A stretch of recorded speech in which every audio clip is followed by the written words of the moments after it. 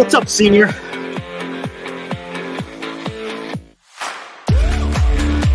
Benji.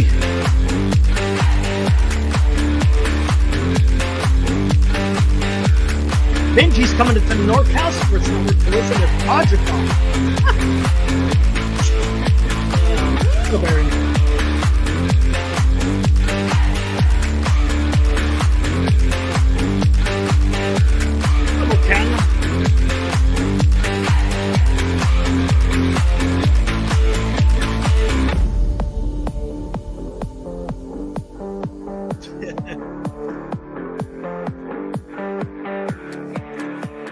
All righty. Welcome, NorCal Sports Network chat.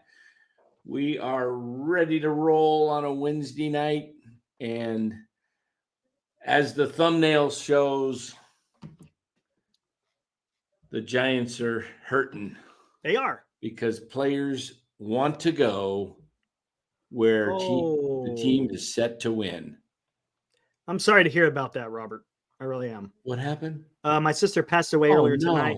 Today has been absolutely shit. Cancer is a bitch. Hey, I'm here to watch a great show and to stay positive. Sorry to hear about that, Robert. Hey, Robert. Yeah. Sorry so much about that, man.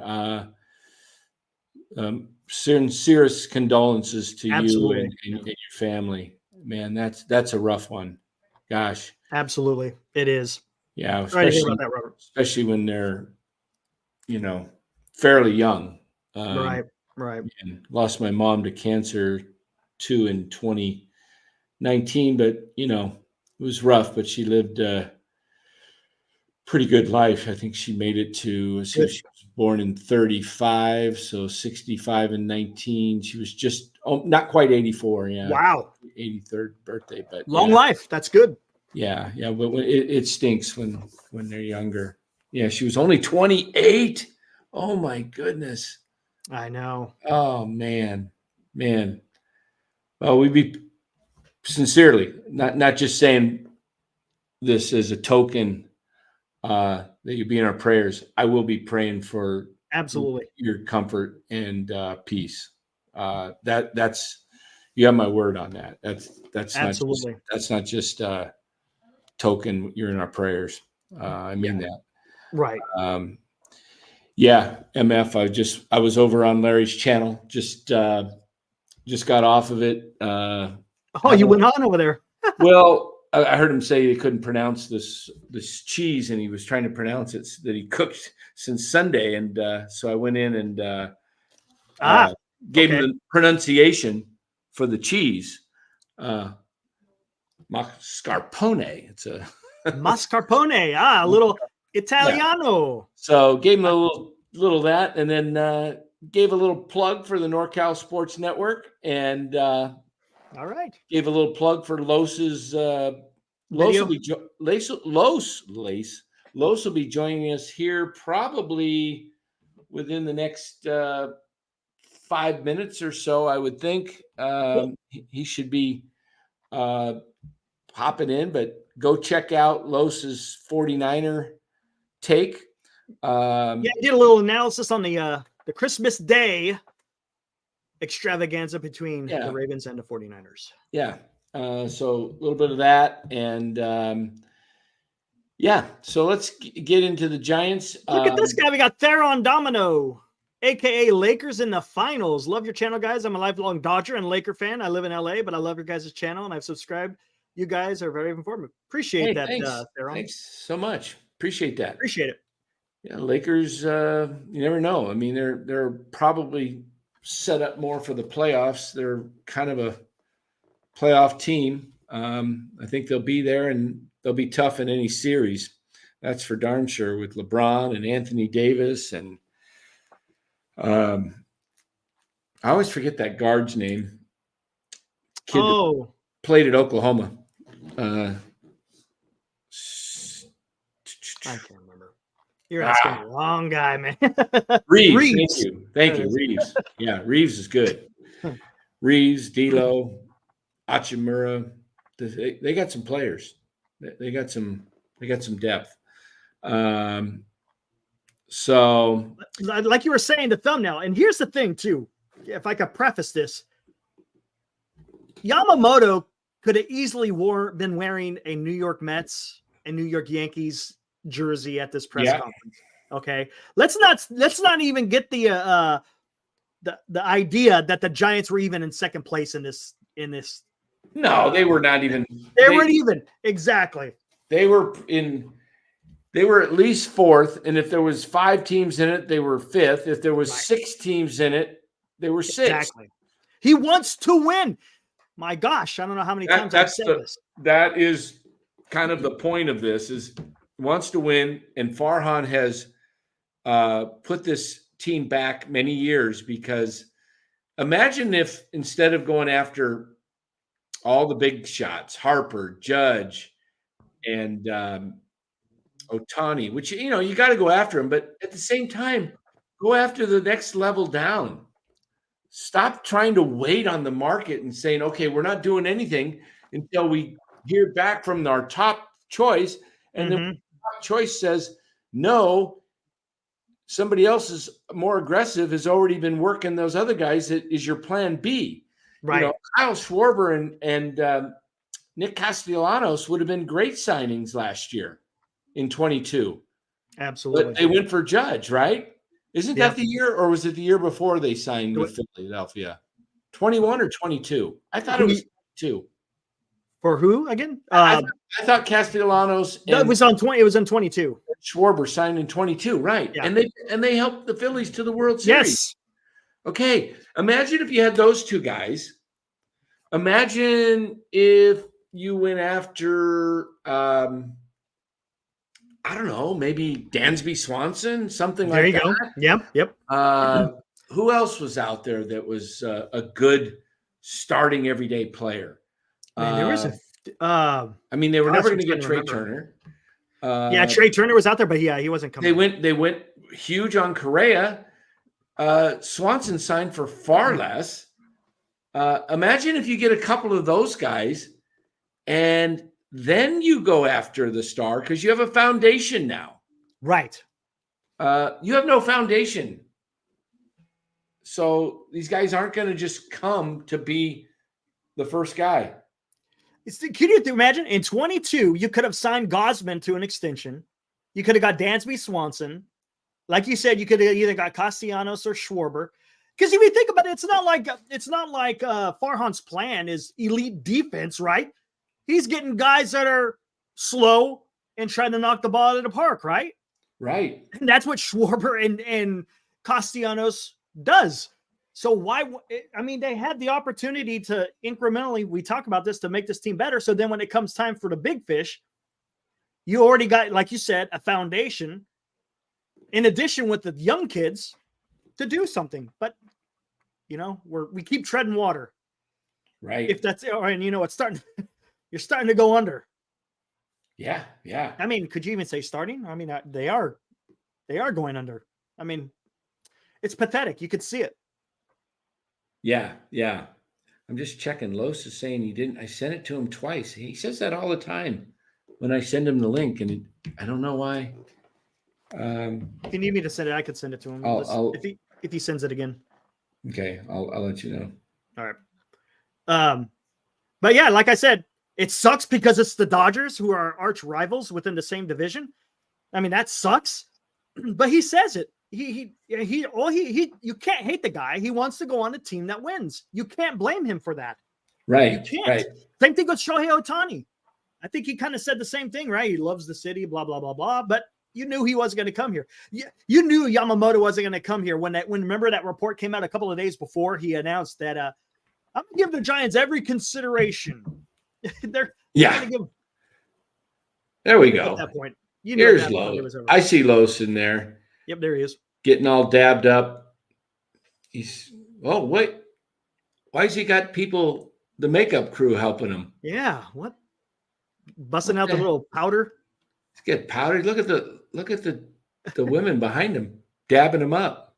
All right, move the women out of the way, and we'll bring you in. Okay, here. Okay, they're out of the picture. There we go. There he is. Look at that. Look at that. Look at the makeup. Look at that. Oh man, it's all made up, ready to roll. Gotta come looking my best for you guys. All right, man. Now Los is in. I can go grab my dinner. There you go. I'll be back.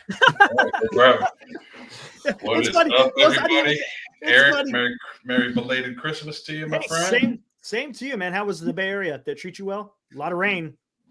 You know, it rained as I left. I left last night. Oh, okay. So You're good. it didn't rain the whole time there. So it Good, was good. it was a great trip. It was really, really good. It was good Nice. to see a lot of people and Was no it, drama. was it specifically for Christmas? What's that? Was it specifically for Christmas? That the reason why you went back there? I had a little business in San Francisco day one. God, I was out on the beach, you know, by the Cliff House, and I was meeting up with a couple realtors and some classmates, and you know they upgraded me to a SUV. I didn't want an SUV, but they had no full size cars. Long story short, I had my luggage straight from the airport, and they're like, "Take your luggage out, you know, they might break your window." I'm like, "We're in the Sunset District. We're not downtown or anything like that." Like, nah, they do it everywhere. Please don't. Yeah. So I had to go get my 2 bags and my backpack, roll it out, and have it there. And it was like, damn. That's so crazy. Did you see that? Did you see that just story a I put out reminder, there? like the difference when you get over there. Did you see that story I put up with that Giants minor leaguer pitcher? Had his car broken into in San Francisco. And, oh yeah. Yeah, crazy, man. Yeah, that was the only slight adversity. I mean, just annoyance more than that. But it was a great trip. It was good to be back home and see everybody. It was good. It was good deal. Awesome.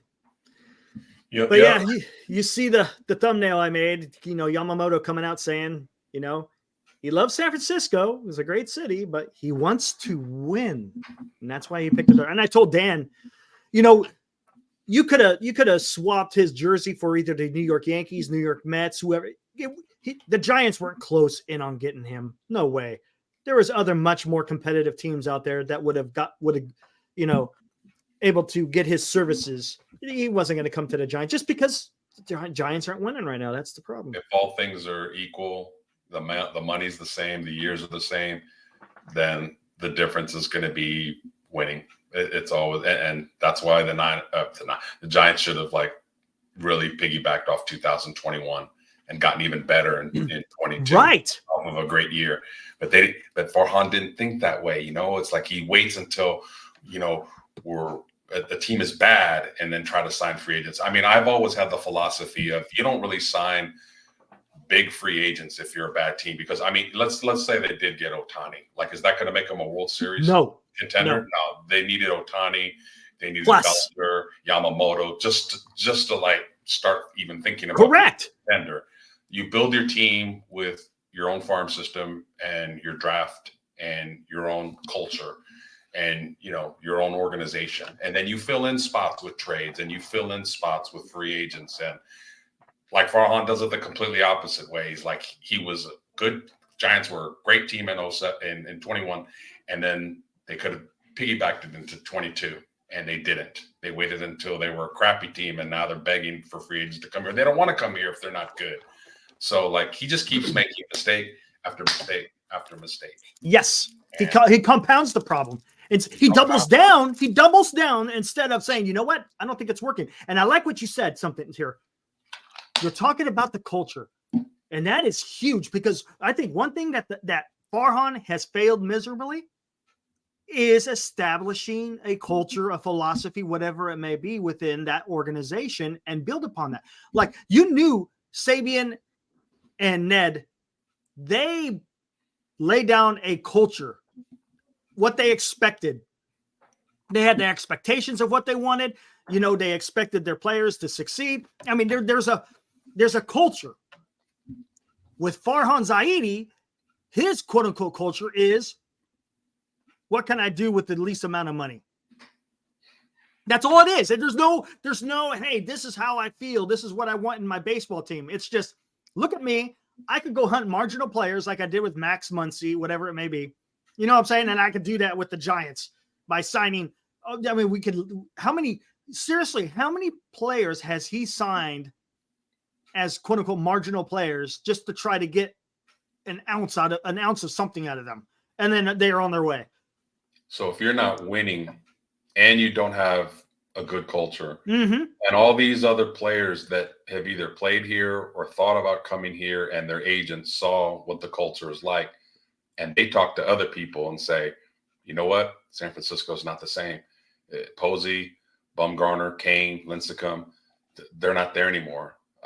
Coletti's not there anymore. Bochy's not there anymore. It's like, why do we want to go to that family? What family? Right. It's all these players are talking crap about it. Absolutely. It's a toxic situation. So it's like, okay, I'm going to go there. I'm going to get paid, but I'm going to be miserable like 7-8 months out of the year. Do I really want that? And at the end of the day, right now, they don't. And until they change the culture, and that was what we've been begging for, is get rid of Farhan, and the culture will change. You got rid of one piece. You got to get rid of all of it. You had 2 toxic people, and you only got rid of one. Yep. It's not good. Still festering. Yep. And oh my gosh. Don't want to cough on the mic. Don't want to cough. Let me get my mask on, man. Yeah, I know, right? Yeah, exactly. Oh my gosh. I can't kick the stem cough ever since I was 6. It pisses me off. But it's just, here's another thing. And I'm going to get to the chat with this and real quick, Robert, I'm going to get to your super chat as soon as Dan gets back. That Verducci article, I think really has some legs to it, because he identified everything that's wrong with this organization.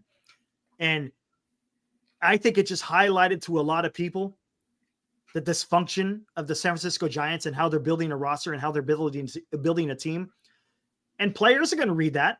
I mean, it's Sports Illustrated. I mean, Tom Verducci is a pretty damn credible baseball writer. So people are going to listen when he says something. Yep. So I honestly think that there's some reverberations from that article that he wrote towards the end of the season previous season. The Giants' reputation is extremely tarnished right now. It is. It is an organization with a huge name, a huge following, a huge history, but that is right now gone. And until they get it back, players are not going to want to come here.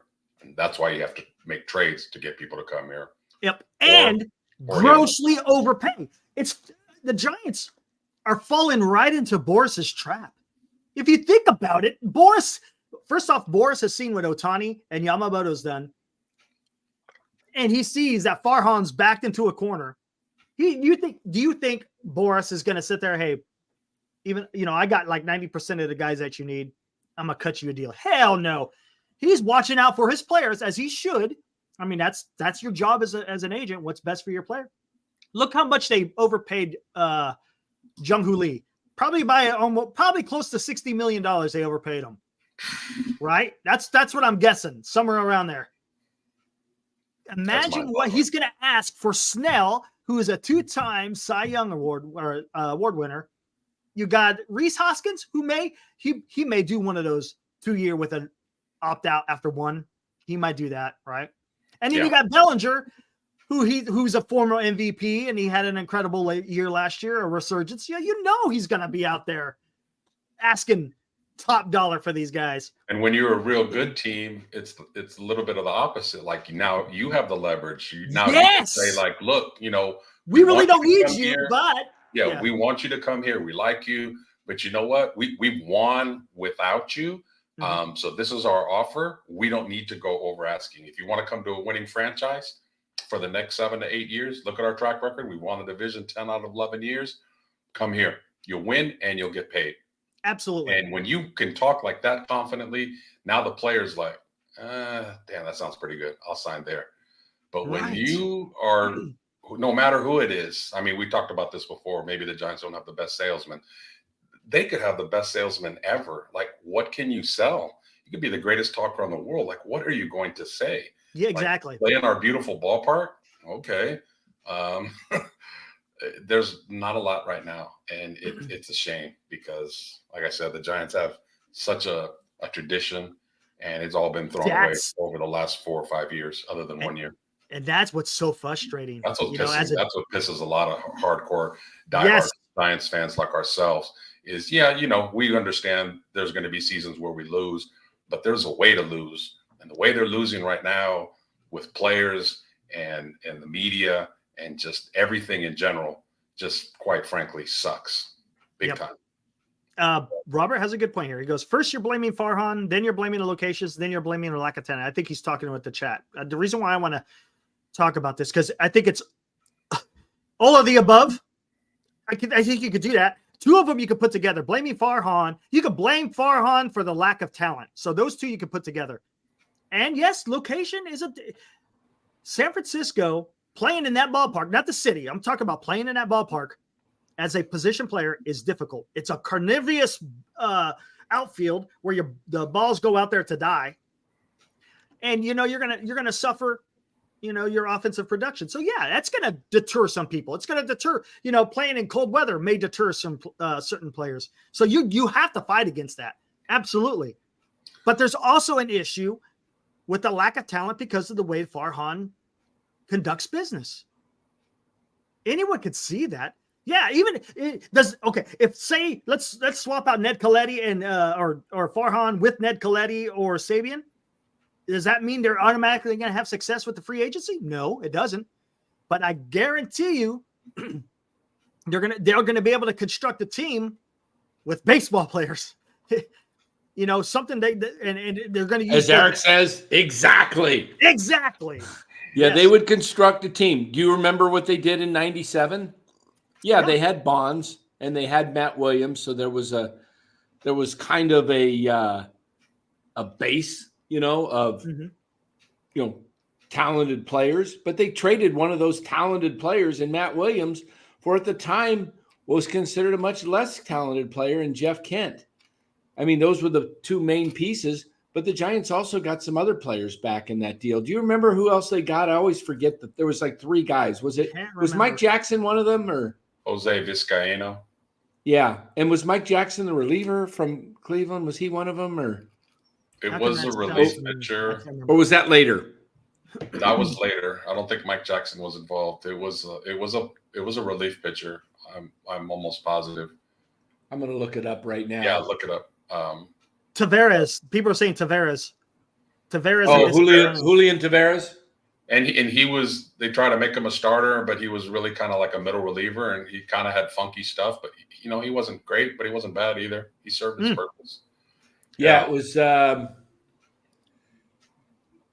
Let's see. You also got to remember if they had brought in Ned Colletti, we're not saying necessarily that it would turn around in 1 year and the Giants would be World Series champions. But what would happen would at least we would reset it, we would reboot, and start the culture, on the way to being good again. So maybe it took a couple of years, but now that it won't take 5 years where Farhan has done, well, now we could say 6. 6. Yeah, we're in the middle of 6. 6 may be their worst year yet. Hey, exactly. The Giants have a different quest than the Niners. The Niners quest for 6 titles. The Giants are like quest for 6 shitty years of Farhan.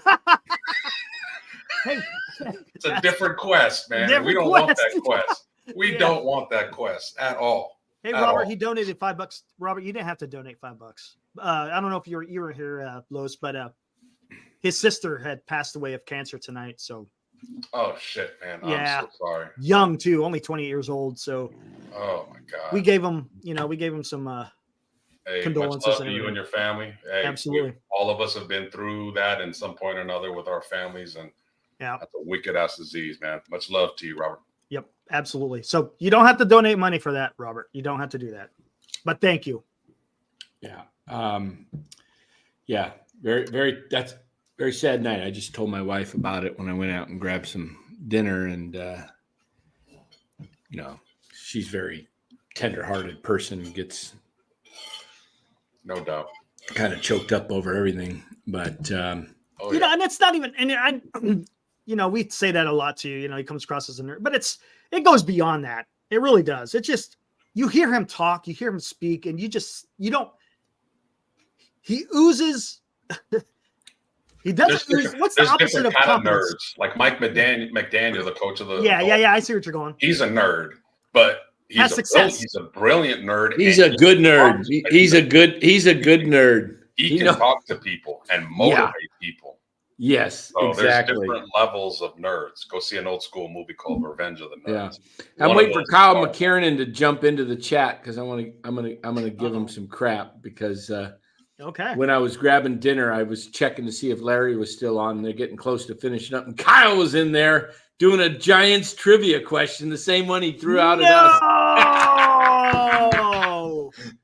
Kyle! Hey, bring it on. I love competing against Dan on trivia. All right, you remember the one about who had the most appearances in this of the San Francisco Giants pitcher? In the history of the Giants? Yeah. Most appearance, most innings, games pitched, most games pitched. I thought it was Marichal. There he is. There he is. You're on our shit list. How dare you go and what are you doing? Give a Giants trivia over there on Wasn't it Greg Minton? What are you doing? Oh, he's denying it. He says no. Greg Minton, yeah. He says no, I didn't. I heard it. I saw it. Go back and look. Wait, hold on. We'll just bring it up right here. We could just. Okay, now it's time for war. Kyle.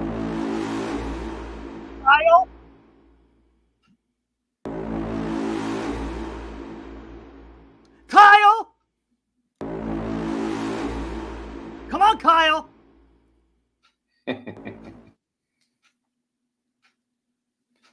Oh, see now. Okay. Are there still people are there actually still people clamoring for Chapman? Yes. I would love to hear that argument why you want Chapman. Casey Schmidt, the guy has a glove, right? Maybe not equal to Chapman yet, but he's got a glove. He's 25 years old. His bat's going to come, possibly. Chapman's bat is going down. How many more games is Chapman going to win you? Yeah, exactly. In comparison. You're muted, Dan. That's exactly what I said. What is right? How much more is he going to do? What he's going to hit about 230 to 240, maybe less than that in that ballpark. Remember, he played in Toronto and got off to a hot start in the hitters. He was smoking last year. He was hitting 400 in the month of April. He ended up with a 240 average. And you know what? Don, who's been our top caller here from Evansville, Indiana, calls in. Don said that, and I looked it up, he only hit 3 home runs his last 2 months of the season. Yeah, that's out of his 17. What does that tell you? He's done. He's going down. On the downside. This is what you look for. And you look for regression and he's had hip surgery. And you watch, they'll sign him to a 4 or 5 year deal, and that money should be going into pitching. Absolutely. But you know what? You know why he's not afraid to sign him because of the hip? Because he just freaking signed Cobb. One of your starting pitchers who just had hip surgery. You know what? He's just desperate for any names that have actually. Yep. He keeps getting further into debt by doing that. Is the desperation, again, when you don't come across and get the top players, then you reach for the medium to lower players that are way overpriced. If you're going to overpay for somebody, overpay at least for good talent that's young. And he's going to do again what he's been doing for the last 4 years, 5 years, 6 years, and keep making it worse and worse. And I get what you're saying, Johnny. He had a good WAR, but it's because of that first month. What ballpark was he playing in? He's going to in Baltimore or now in the Blue Jays, Toronto. Yeah, think about this. Think about this, Johnny. Who was hitting in front of him in Toronto? Who was hitting behind him in Toronto? What ballpark was he playing in? You have to factor all these things in. You can't just take one player and say he's going to be great somewhere else. A great pitcher will be a better pitcher at Oracle. A great hitter will, other than Bonds, will become a good hitter at Oracle. It's not a hitter's ballpark unless you're a right-handed power guy. Now, Chapman might hit a few bombs, but he's not going to hit you for average. And again, like I said, You're going to pay him $15 to $20 million to go, what, from 72 wins to 76 wins? We won 4 more games because of this guy. For what? Yeah, exactly. His WAR's like 404. And you again block a young guy. And this is the point, Lowe's. I've been arguing. What does this say about Farhan with his draft picks? He said, our goal is to bring up, the farm and get our farm system at the top, near the top of baseball. Casey Schmidt in 2020 was the second pick of the Giants. Mm-hmm. So if he's your second pick, why aren't you playing him to see? I mean, you already know he's at major league level. He's done most of what he can do in AAA, and he was up here for close to half the season in 23. So now he's developing. Now let him play. Matt Williams was a guy who took a couple years to develop. Why would you bring in a Chapman? If you're going to let Casey be down in the minors, you might as well stick with J.D. Davis so you're not blocking Schmidt. Correct. Because if you sign Chapman, you've blocked Schmidt from ever playing third base for the next 4 seasons. If you're going to sign a veteran, especially one that's a borderline talented veteran, bring one that's on a position where they're not going to block any incoming young guys, like first base. I don't see any young guys in the Giants farm system that are going to be up anytime soon. Correct. The next guy will probably be Eldridge, which is minimum 3 years, probably 4. Exactly. So Hoskins is a perfect timeline. If you pick up a borderline free agent that is a veteran and you're blocking one of our young guys, that is in no way, shape, or form the right thing to do. It's not. If you're a contender and you need that one veteran piece to put you over the top, sure. Giants aren't contenders. They're not even close. So don't do it. Farhan, if you sign Chapman, I just got this hat for my grandkids back at home, clean Giants hat. If you get Chapman, this is going to stay on my desk. I will not wear it. Oh, he's definitely not going to sign him now. I won't wear it. I will not wear it. You know what the thing about it, when you're so passionate about a team, like we are with the Giants, like they're almost like your spouse. Now, I'm never going to divorce the Giants, but I will separate from them. I will separate from them from a standpoint of not supporting them financially. I'll back them. I hope they win. I hope they turn it around. But they're sleeping in the other room. I know a lot of people that basically are not going to go to Giants games. Oh, heck yeah. Until they stop doing this stupidity they've been doing. Would you do this, Dan and Los? Luciano, Birdsong, and Conforto, and Bart for Bichette. Yes. Luciano, Birdsong, Conforto, and Bart. Well, I'm not worried about any of those in that trade except Luciano. But Bichette he'll be your shortstop for a while. I like Bichette. Bichette. I would do that just because of the back situation with Luciano. I don't know if Toronto would do that deal, though. That's the issue, would Toronto do that?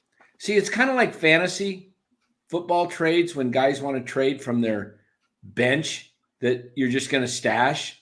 Mm-hmm. I mean, I'd say, okay, well, I'm getting Luciano out of the deal. He's not as good as Bichette. I can play Luciano, but Conforto, he just goes on the back of my bench, and Bart is on the bench. And it's kind of like, hey, you want Kenneth Gainwell and, Jordan Mason for, name a back, Kyron Williams. Kyron Williams for Jordan Mason and Kenneth Gainwell and Tyler Algier. You're like, hey, you're getting 3 for 1. Yeah, I'm getting 3 guys that I don't really care about for a guy that I play every day. Exactly. Yeah. Honestly, to get Bichette, you're probably going to have to give up like a Harrison. What the Giants and Farhan need to do is they need to start making phone calls and seeing which organizations really value Luciano and value Bart. And then when you hear them say, yeah, we like him, Okay, then start looking at their roster and their minor leaguers and seeing what you can get for them. If the GM tells you we're not crazy about them, just hang up and move on, because they're gonna get over on you on the trade. They're not gonna give you back any value in return. So find out who loves Luciano. Some are and some aren't. That's what GMs do. That's your job, man. Like, do your freaking job. If you are gonna move off Luciano, then get an established shortstop like Bichette or somebody else, but find out who likes him. I mean, just oh my God, just the madness of how they. Now that's interesting. Will Martinez. I would love for the three of us to be interns for the Giants for 1 month. Go into the offices every day and see their operations. See what Pete Petulli is doing, what Farhan's doing, what is Posey doing, how do they interchange with the scouts. I want to be in on every meeting, because we could be like completely wrong about some things, and maybe like it's somebody else in the organization that's blocking these things, and we're here blasting Farhan. And not to say that he's good or great, but I really want to know, because there's a dysfunction in there that is going on that, man, needs to stop. Absolutely correct. Absolutely. Will Martinez, it's kind of following along with what Senior said. I think Senior must have heard it on the same network, MLB radio network. Blue Jays might trade Bichette or Vladdy, from what they listen to on the MLB network radio, or MLB radio network. I would love both of them, because I'm an advocate for right-handed power in that ballpark. Bichette and Guerrero. Could you? I don't think you can get both. I don't think the Giants have enough horses to get both, but I wouldn't mind Bichette. I like Bichette. Would you want Bichette more than Guerrero? I think so. I'm worried about Vladdy. The only thing I'm worried about, he's going to turn into another Panda. That's what I'm afraid of. He's got that body type where it's easily for him to gain that weight, and then he's not an outfielder anymore. He's definitely a first baseman or slash DH. I like Bichette. I think he'll age better. But we're gonna have to get him, though. I honestly think it's gonna probably cost like a Harrison and Luciano, maybe. Yeah. I don't think just getting.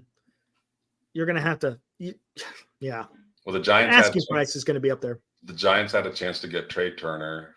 They had a chance to get Kyle Seager. They were both free agents, and I don't know. They whiffed. They didn't make. I don't even think they even made offers for them.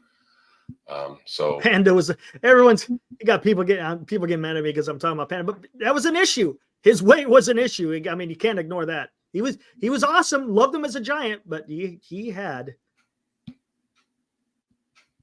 Yeah, Chapman. Here we go. There we go. Congratulations. March and April, 384. Woo! May, 202. Yeah, he's not streaky, exactly. He's a streaky hitter. Like he's going to be what almost everybody in the Giants lineup is already, a 220 to 240 hitter. Like, we don't want those anymore, man. We don't. Like, can we get some 280 plus hitters? That's what we want. So sorry, Chapman, your resume does not fit the bill. That's another thing. Why not go after Seager when he was available? That's what I just said. Yeah. Yeah. Because what they did, Farhan knew him. They ran it back with Crawford, because Crawford had that MVP season in 21. There we go. There we go. They gave Crawford 2 years. There we go. At $16 million a year, and they were almost. You remember before the season, they were talking like shortstop. We're going to go get a shortstop in the off season. There was 5 of them. There was Seager. Help me out, guys. There was 5 of them. A couple of I think the Mets. Lindor.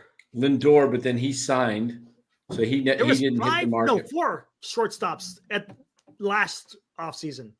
Offseason, but the year before there was some big ones in 22. Simeon was kind of a second baseman, though. They got him, shortstop. But they had there was Seager was one. A couple guys signed that never. But that was the whole thing. They were gonna look to go get one of those guys. And then Crawford has this amazing year. That tells you all you need to know about the Giants and the way they do things. Yeah, Mark Hope. That was last year with 23. It was Swanson, Correa, Turner. But the year before it was Seager, and then it was going to be Lindor. Oh, Correa was one too. Correa was one, but he signed a 1-year deal. He did the 1-year deal. That's right. Correa and yep, we talked about the Simeon one a couple of nights ago. He's from the Bay Area. He wanted to come here. Oh, that was the gettable one. Yeah. Seager was probably never obtainable, but Simeon was a 7-year 175. You know, that's less than, what is that, like 25 a year, right? 25 times, yeah. That's 25 a year. Simeon was doable. He wanted to come. Imagine, and no one held Farhan to the fire. Imagine if Farhan would have just signed the guys that were proven that wanted to be here. Mm-hmm. But he wouldn't go past these long years. And then he starts, see, there's just no rhyme or reason or consistency to this man. He says, I don't want to go over 5 years on pitching, and I won't go long-term on other ones. But then he'll throw out these 12-year deals, 13-year deals for Harper and for Correa. But he won't go over 7 years for Simeon. Mm-hmm. When Simeon was a Bay Area raised guy, went to Cal, would have loved it, wanted to play here, and so did Kevin Gausman. And imagine if you had Kevin Gausman today, Logan Webb, and Marcus Simeon. You probably had a pretty good shot at landing Ohtani or Yamamoto, because you would have had a base of star players. But no, Farhan, you know, and then, you know, this is why people say, why are you always on Farhan?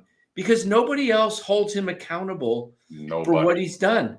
He hired Gabe Kapler against better wishes of most people in baseball, said not a good idea. But he hung his hat on him because, you know what? He was coming off of Bochy, and this is what it is. Bochy was a strong baseball man. So while you went to go grab something, me and Eric went on a rampage about why, all the different reasons why people don't want to come here, from the culture to the losing to the city to everything. There's so many boxes to check. And now you have two guys, and not average guys, not your Yaz's or Slater's or, you know, your JD Davis's. You had two talented players in Gausman and Simeon that wanted to come here. A deal could have been done. And he still couldn't even do that. Here, Farhan, here's a layup. Let me brick it.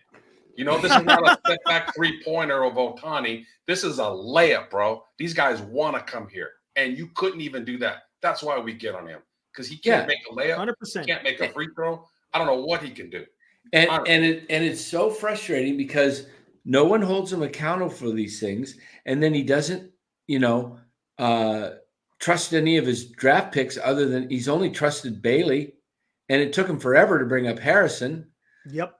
You know, so he's finally brought up Harrison, and look what they did to him too. In minor leagues, they had him like on a 45 pitch count, right? And then they bring him up to the big leagues and they want him to pitch like 90 pitches. That's not how you set up someone for success. Yeah, and then he got a tired arm at the end. Yep. Because he went, they blew him out. Yep. You know, because he wasn't used to going that deep into games. Yeah, it's like, yeah, why didn't you build him up? Why didn't you build him up? Mike H. Hey, real quick. I was just hit this guy real quick.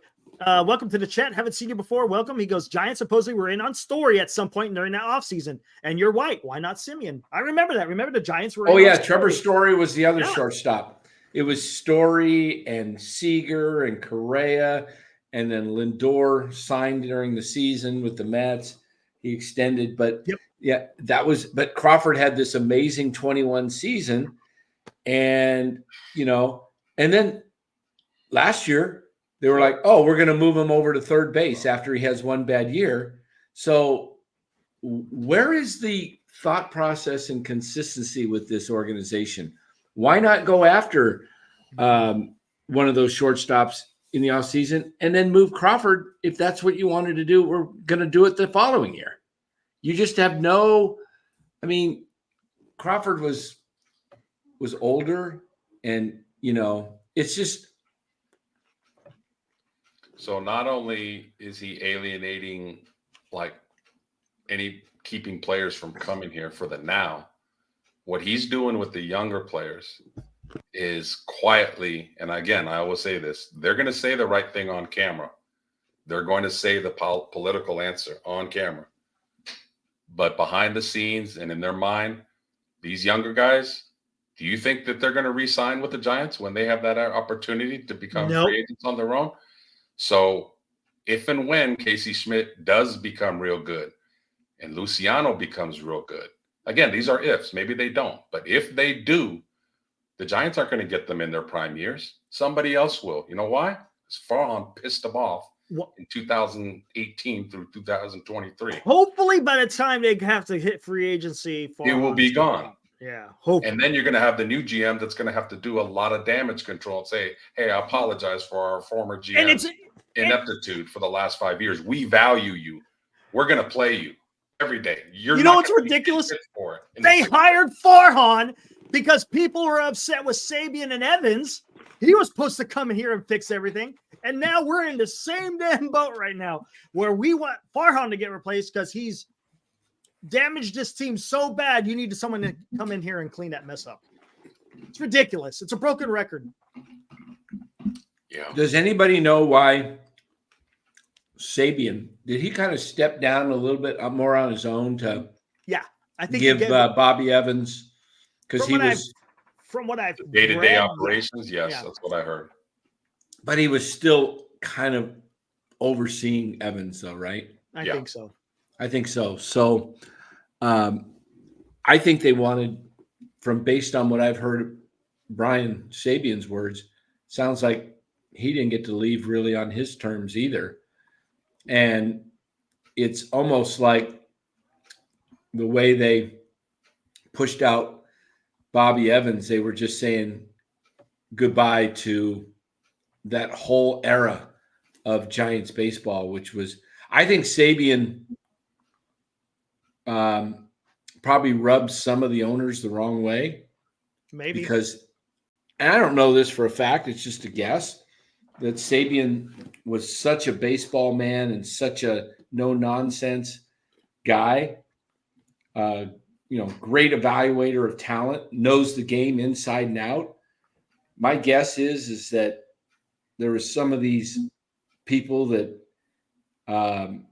didn't understand or appreciate his approach and his winning ways. You had one of the best baseball men in the game, right at the top. I mean, the top. Brian Sabian came from the Yankees organization, was a great scout there. Drafted Jeter, many others. Why would you? And then it's not like he came here and just, didn't have it. He immediately won. Day one, he started. Mm-hmm. He made the 96. Go look at the 96 Giants. They were 68 and 94. Go look at the 97 Giants when Sabian took over. They won the division year one. 98, they were in a playoff to make the wild card with the Cubs, lost to the Cubs. 99 fell just short. 2000 won the division. 01 fell just short of the Diamondbacks. Didn't make the playoffs because back then it was not like, half the world made the playoffs. 2002 World Series, 2003 division winner, 2004 second place. Those 8 seasons from 97 to 2004, if today's format of 6 teams making the playoffs with 3 wild cards and 3 division winners, Giants would have made the playoffs 8 straight years under Brian Sabian. And yes, did 05 through 08 stink? Yeah, it's called because when you are at the top for 8 years, your draft picks are toward the end. It's kind of happens in every sport. It's cyclical. But what did he do? Completely rebooted the thing. And by 09, they were winning again. Yep. and we know the rest of the story. 10, 12, 14, and then 16, they made another run. Right. The guy from 97 to 2016 had, let's see, they had 8 winning records, and then they won again in 9 and 10. That's a what year did they have a losing? Did they have a losing season in 11, or they just missed the playoffs? I know that's the year Buster They were got right up, hurt. they were a little bit above 500. Were they? I thought they bottomed out, and because of Posey going down. Didn't they trade for Beltran? Yes. Yeah, but that was the year they traded Wheeler. Yeah, but then he went down with injury. Okay, now there's a perfect example. They traded for a proven veteran to one piece to bring them over the top because they were contenders, or they were close, but they fell a little bit short. But let me ask everybody here this. When it comes to, every job title has a description of the job responsibilities, right?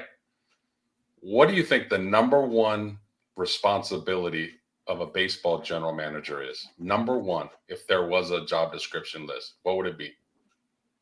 What's the number one responsibility of a general manager? By the way, 86 and 76 in 2011. Okay. So 09 winning season, 10 World Series, 11 winning season, 12 World Series, 13 winning season, 14 World Series, 15 and 16 winning seasons. So what did Brian Sabian do and to have even his guy, Bobby Evans, who Brian was over the organization still? Why did they, moving on from Bobby Evans was a sign they were moving on from Sabian, okay? Correct. Clearly. Yeah. Right. So screw the Giants' current ownership group that has screwed up this team, because you had the best man. You had one of the top 3 baseball men in the entire major leagues. And yes, a lot of people didn't like some of his trades or what he wasn't doing. But look at the record, folks. Yep. Look at the record. And what have you got since? What have you got since? You've had one winning season. And I would argue that half of that was because of Sabian's guys. Exactly. Yeah. Well, I'll answer my own question. I was going to answer it, but yeah. Yeah, Dan had to finish up that. Number one job a general manager is supposed to do is recognize talent and accumulate talent. And the reason I asked that question is, don't you think the best people for a general manager job are people that were scouts for a long time, and they just did this year after year after year, and they established relationships with players, and they established relationships with their agents, and they established relationships with their families because they were old school, going to games and meeting them and talking to them. So I've always thought the best general managers, and I believe Brian Sabian was at one time a super scout, are people that have been scouts for a long time. Farhan has never been close to being a scout. How the heck can he recognize talent? How the heck can he have relationships? He just does it. This is just not in his DNA. That's why I said he didn't fit the bill. He didn't meet the requirements that job title has. He just doesn't. That doesn't mean he couldn't be effective in a different capacity within the organization. I'm sure he has some really good skills that could help the Giants organization, but general manager ain't one of them, and it's been proven for 6 years now, or going into year 6. So I just, that blows me away when somebody that's like an office guy, a computer guy, an IT guy, a person that reads statistical outputs and data and analytics could be put into a position where you have to recognize talent, see it, and then go get it. That's what the general manager's job is, and he's the wrong man for the job, quite frankly. And we've been saying it for almost a year now. Absolutely.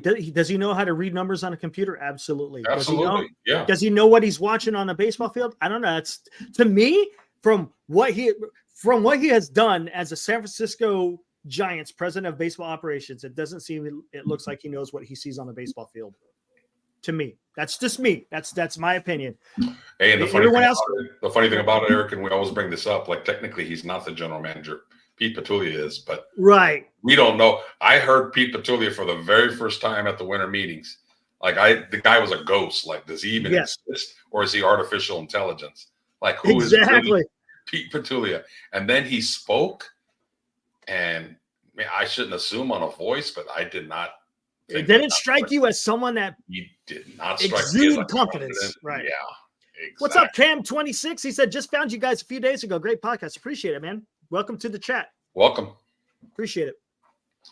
Yeah. I did not like say, wow, that's our general manager. Man, he invokes confidence. Has he ever held a baseball? Good question. I doubt it. Good question. I seriously doubt it. It would be so interesting. Oh my God. Can you imagine if he came on the show and we interviewed him? Oh my God. That would be. There's no way he would. No. There's no way he would. No, because he would hear the rumors and he would know, oh, these guys hold me accountable. Hell no, I'm not going on there. It would be an hour full of questions I am going to be uncomfortable answering. And honestly, we don't look. Yeah, we're highly critical. I get it. It's because it's just about nothing baseball. Against it personally. Nothing exactly whatsoever. This is strictly his involvement in the Giants and where he's taken our beloved franchise. And if you can't answer questions about baseball that are challenging, well, then that's on you. Yeah, then what are you doing? What are you doing exactly? Exactly. So. Exactly. He would dodge and weave around. Yeah, exactly. He would reference a TV show or something.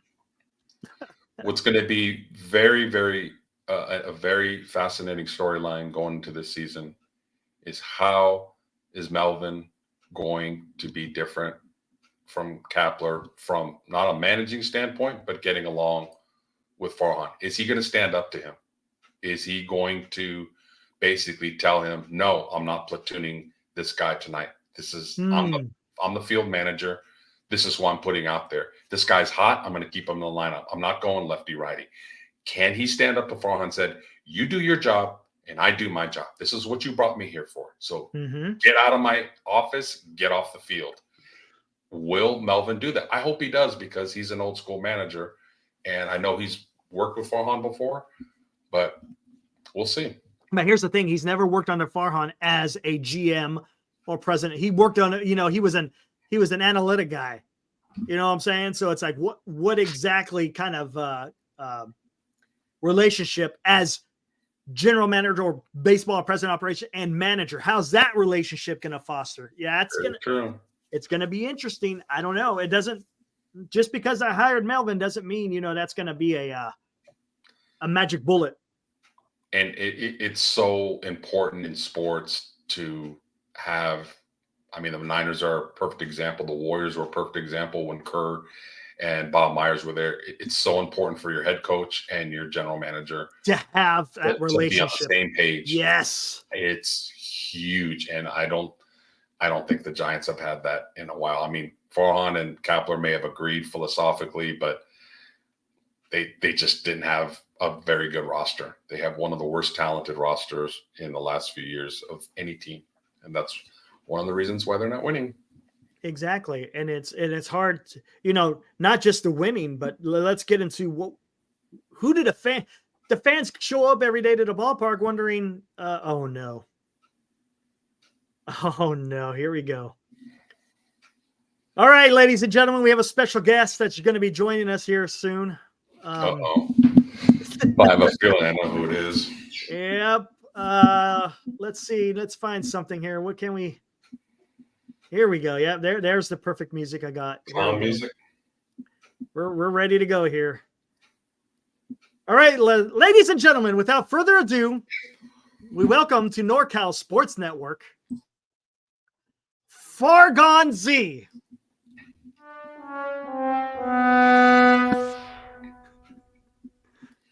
Farhan, you don't even know how to work a mic. Thank you for having me.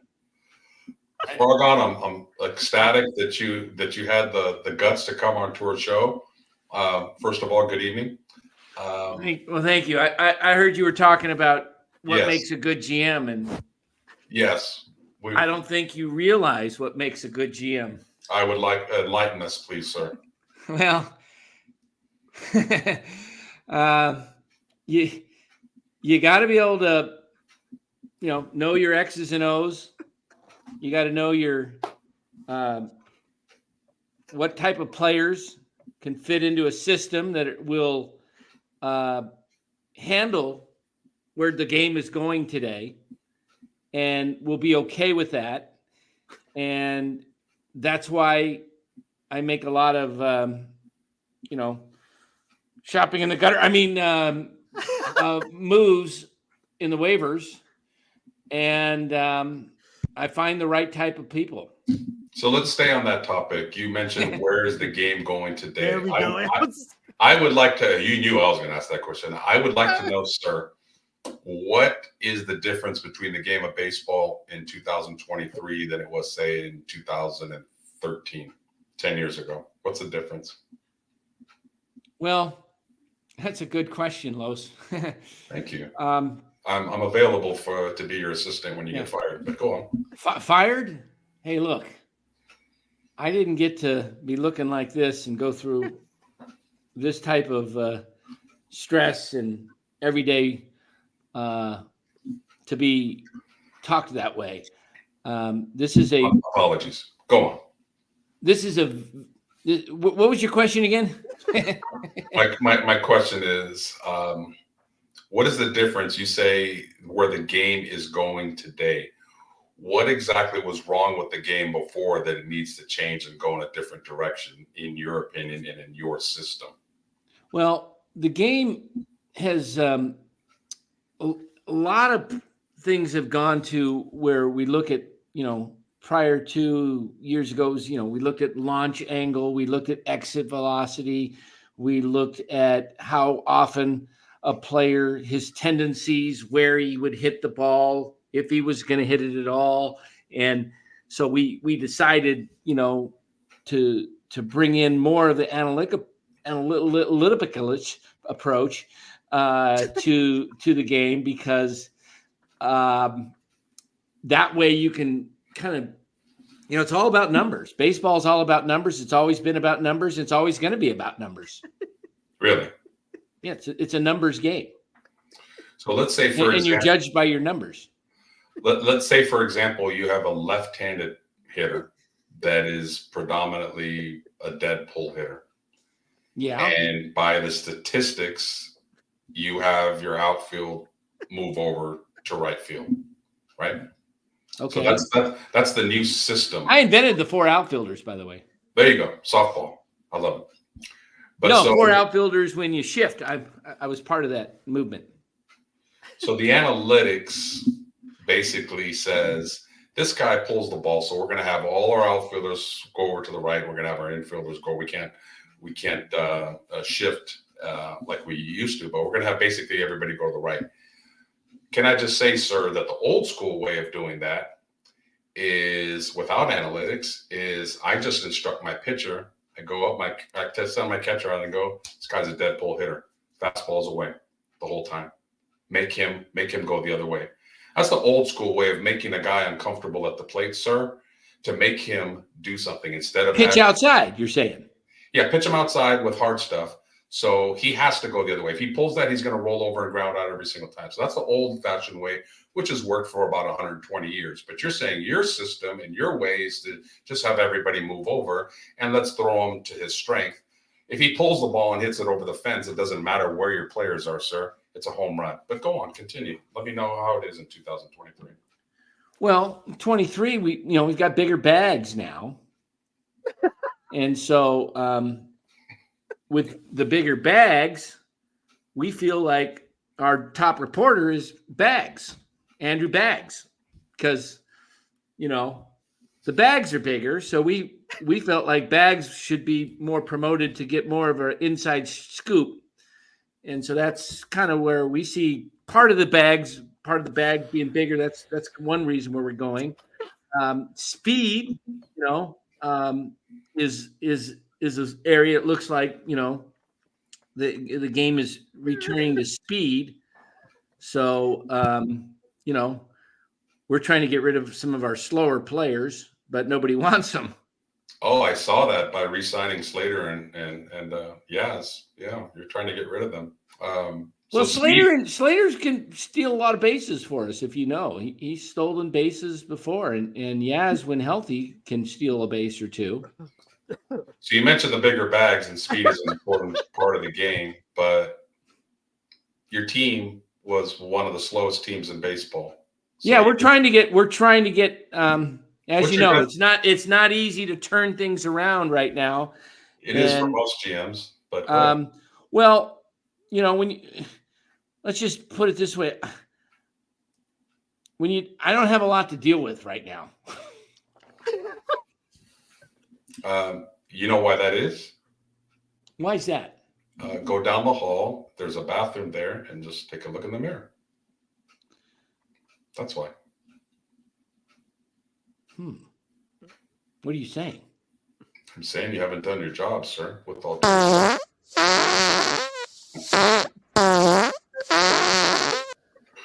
Excuse me. I concur. Oh. I concur.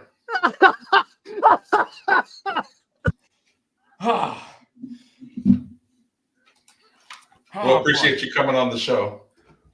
Well, I'll say this with all Yes. due respect. Yes. We won 107 games in 2021. I was executive of the year. Congratulations. That was a great job that year. And, the game flipped kind of overnight on us and went from a power game to a speed game. And I have a bunch of slow guys with no power, but that's okay. They had some power, but we're working on it, and we're diligently trying to make the Giants what they are known as, a top franchise, an historic franchise. And I feel like we're really close. We're really close. We were close in on Ohtani, but didn't get him. Yamamoto, we were close. We were close on Aaron Judge. What do you guys want me to do? I'm trying. Have you ever played horseshoes, Brom? That's a game that if you're close, you can still win. I understand. But, our job, we feel like we're a competitive team. We were in it all the way up until really the last couple of weeks. We kind of hit a wall. I fired that food reviewer guy, got sent him packing, and I brought in a great manager in Bob Melvin. Based on your boiler, sir, I would say that those food reviews worked out very well. Well, I don't think it's. Oh, gosh. Whew. Hold on. Okay. All right. You'll see me soon by spring training, and I will be fit. Looking forward to March. I've been under a lot of stress this offseason. Pressure's immense to try and get somebody to take the Giants' money. I can imagine. Eric, do you have any questions for Farhan? I'm good to go. I asked Farhan Z a couple of questions last time he was on, so it's all you, Los. You're good. I think I've pretty much asked what I needed to ask. Farhan Z, appreciate your time here on the NorCal Sports Network. We appreciate your time. Well, thank you. It's always a pleasure to be part of the NorCal Sports Network. And,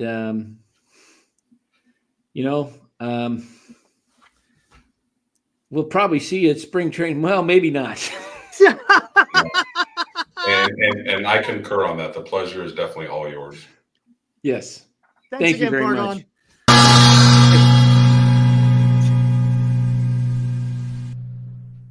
Oh my.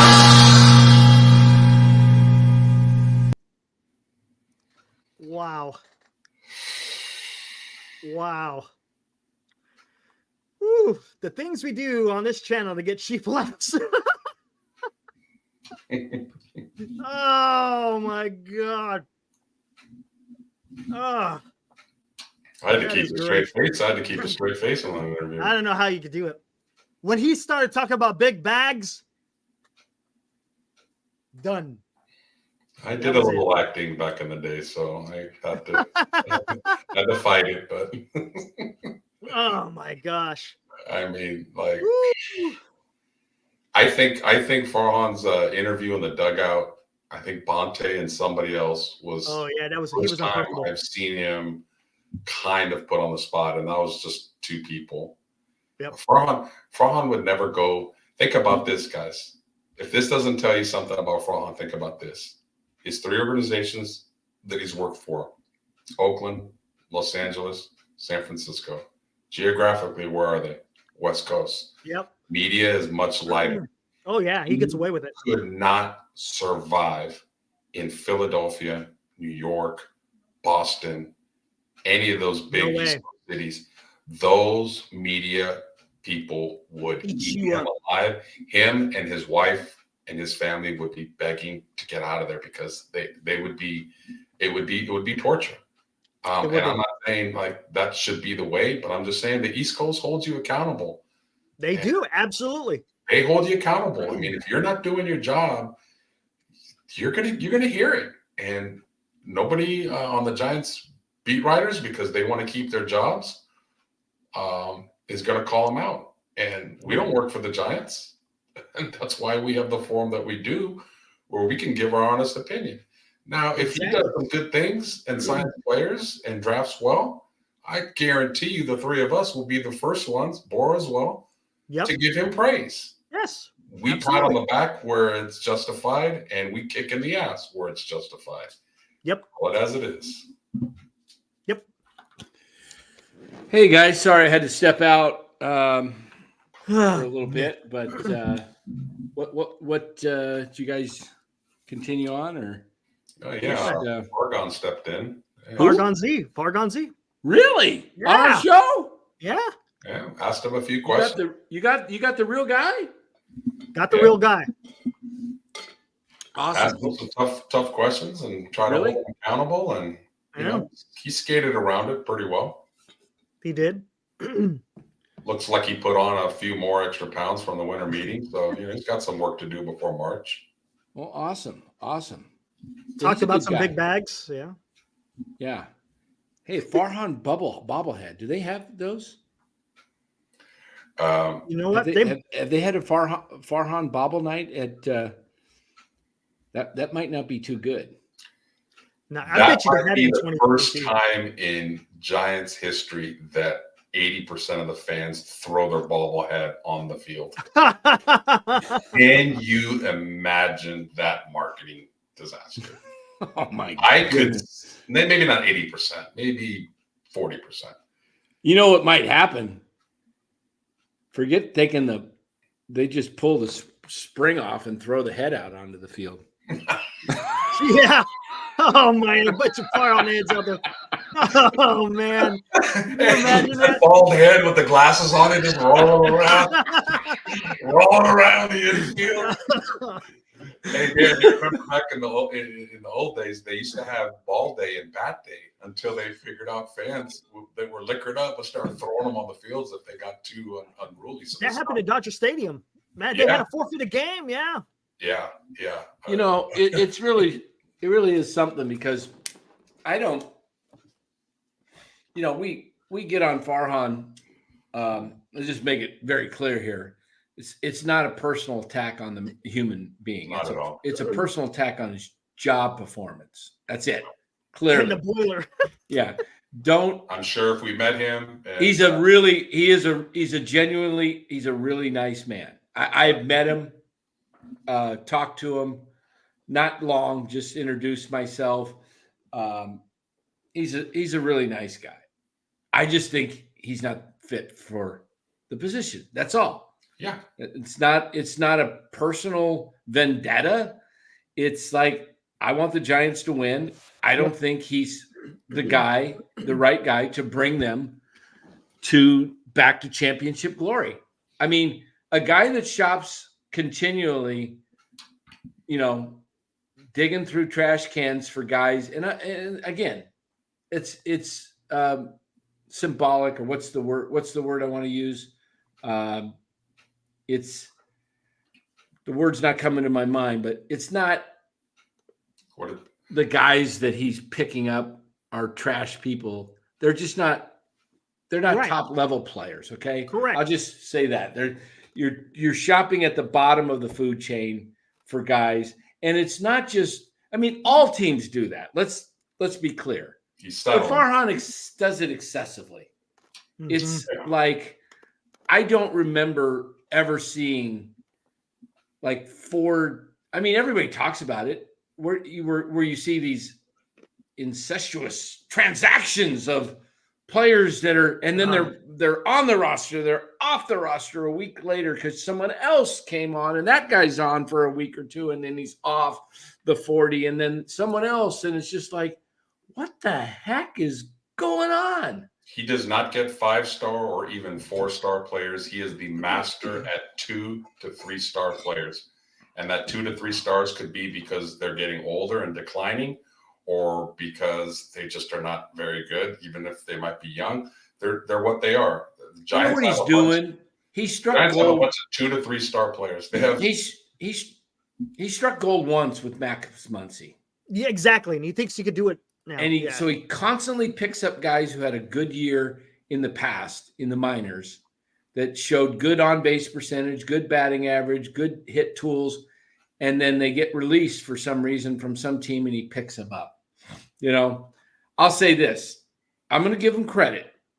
I'm going to look at the roster right now, and I'm going to give Farhan thumbs up or thumbs down for his roster. And I'll tell you these guys, and then we'll take a look at the top 40 that Don from Evansville sent me today. The top 100, excuse me. Okay. Patrick Bailey drafted. Good. Tristan Beck, a trade for Mark Melancon. Looks like a pretty decent trade. Cobb, free agent signing. It's been mid to good. Not bad. Conforto so far has not been a good signing, but hopefully he bounces back. I like Michael Conforto a lot he's a great guy. Gave me a 20-minute interview. Super nice guy. Rooting for him like crazy. JD Davis, good trade. Yeah. Anthony DeSclafani, not good. Not good. Estrada, that's been a good move. Tyler Fitzgerald, a draft pick. We'll see. Jury's out. Yeah. Flores was a good signing. Yes. Haniger, not looking good right now. We'll see. Harrison looks like a good draft pick. TJ Hopkins, nobody knows. Luke Jackson, it's been okay so far, but maybe it's like a Brebbia. Maybe he bounces back next year. Brebbia was better than, yeah. Jung Hoo Lee, we don't know. Don't know. Wade Meckler, we don't know yet. Tom Murphy, doesn't strike me as. Taylor Rogers looks like a decent signing. Blake Sable was a good move. Casey Schmidt, again, looks like a good draft pick, but is he going to play him? Right. Stripling, not so great so far. Right. Devin Sweet, don't know. Don't know. Kaiwi Tang, don't know. Don't know. Lamont Wade Jr., it's been average to, it's been not bad. Not a bad signing. Keaton Wynn was former regime, I believe. Yeah. Brett Wisely, don't know. Mike Yastrzemski, it's been okay. It's when he's on the field, it's been okay. Yeah. It's been good at times, and but that's that.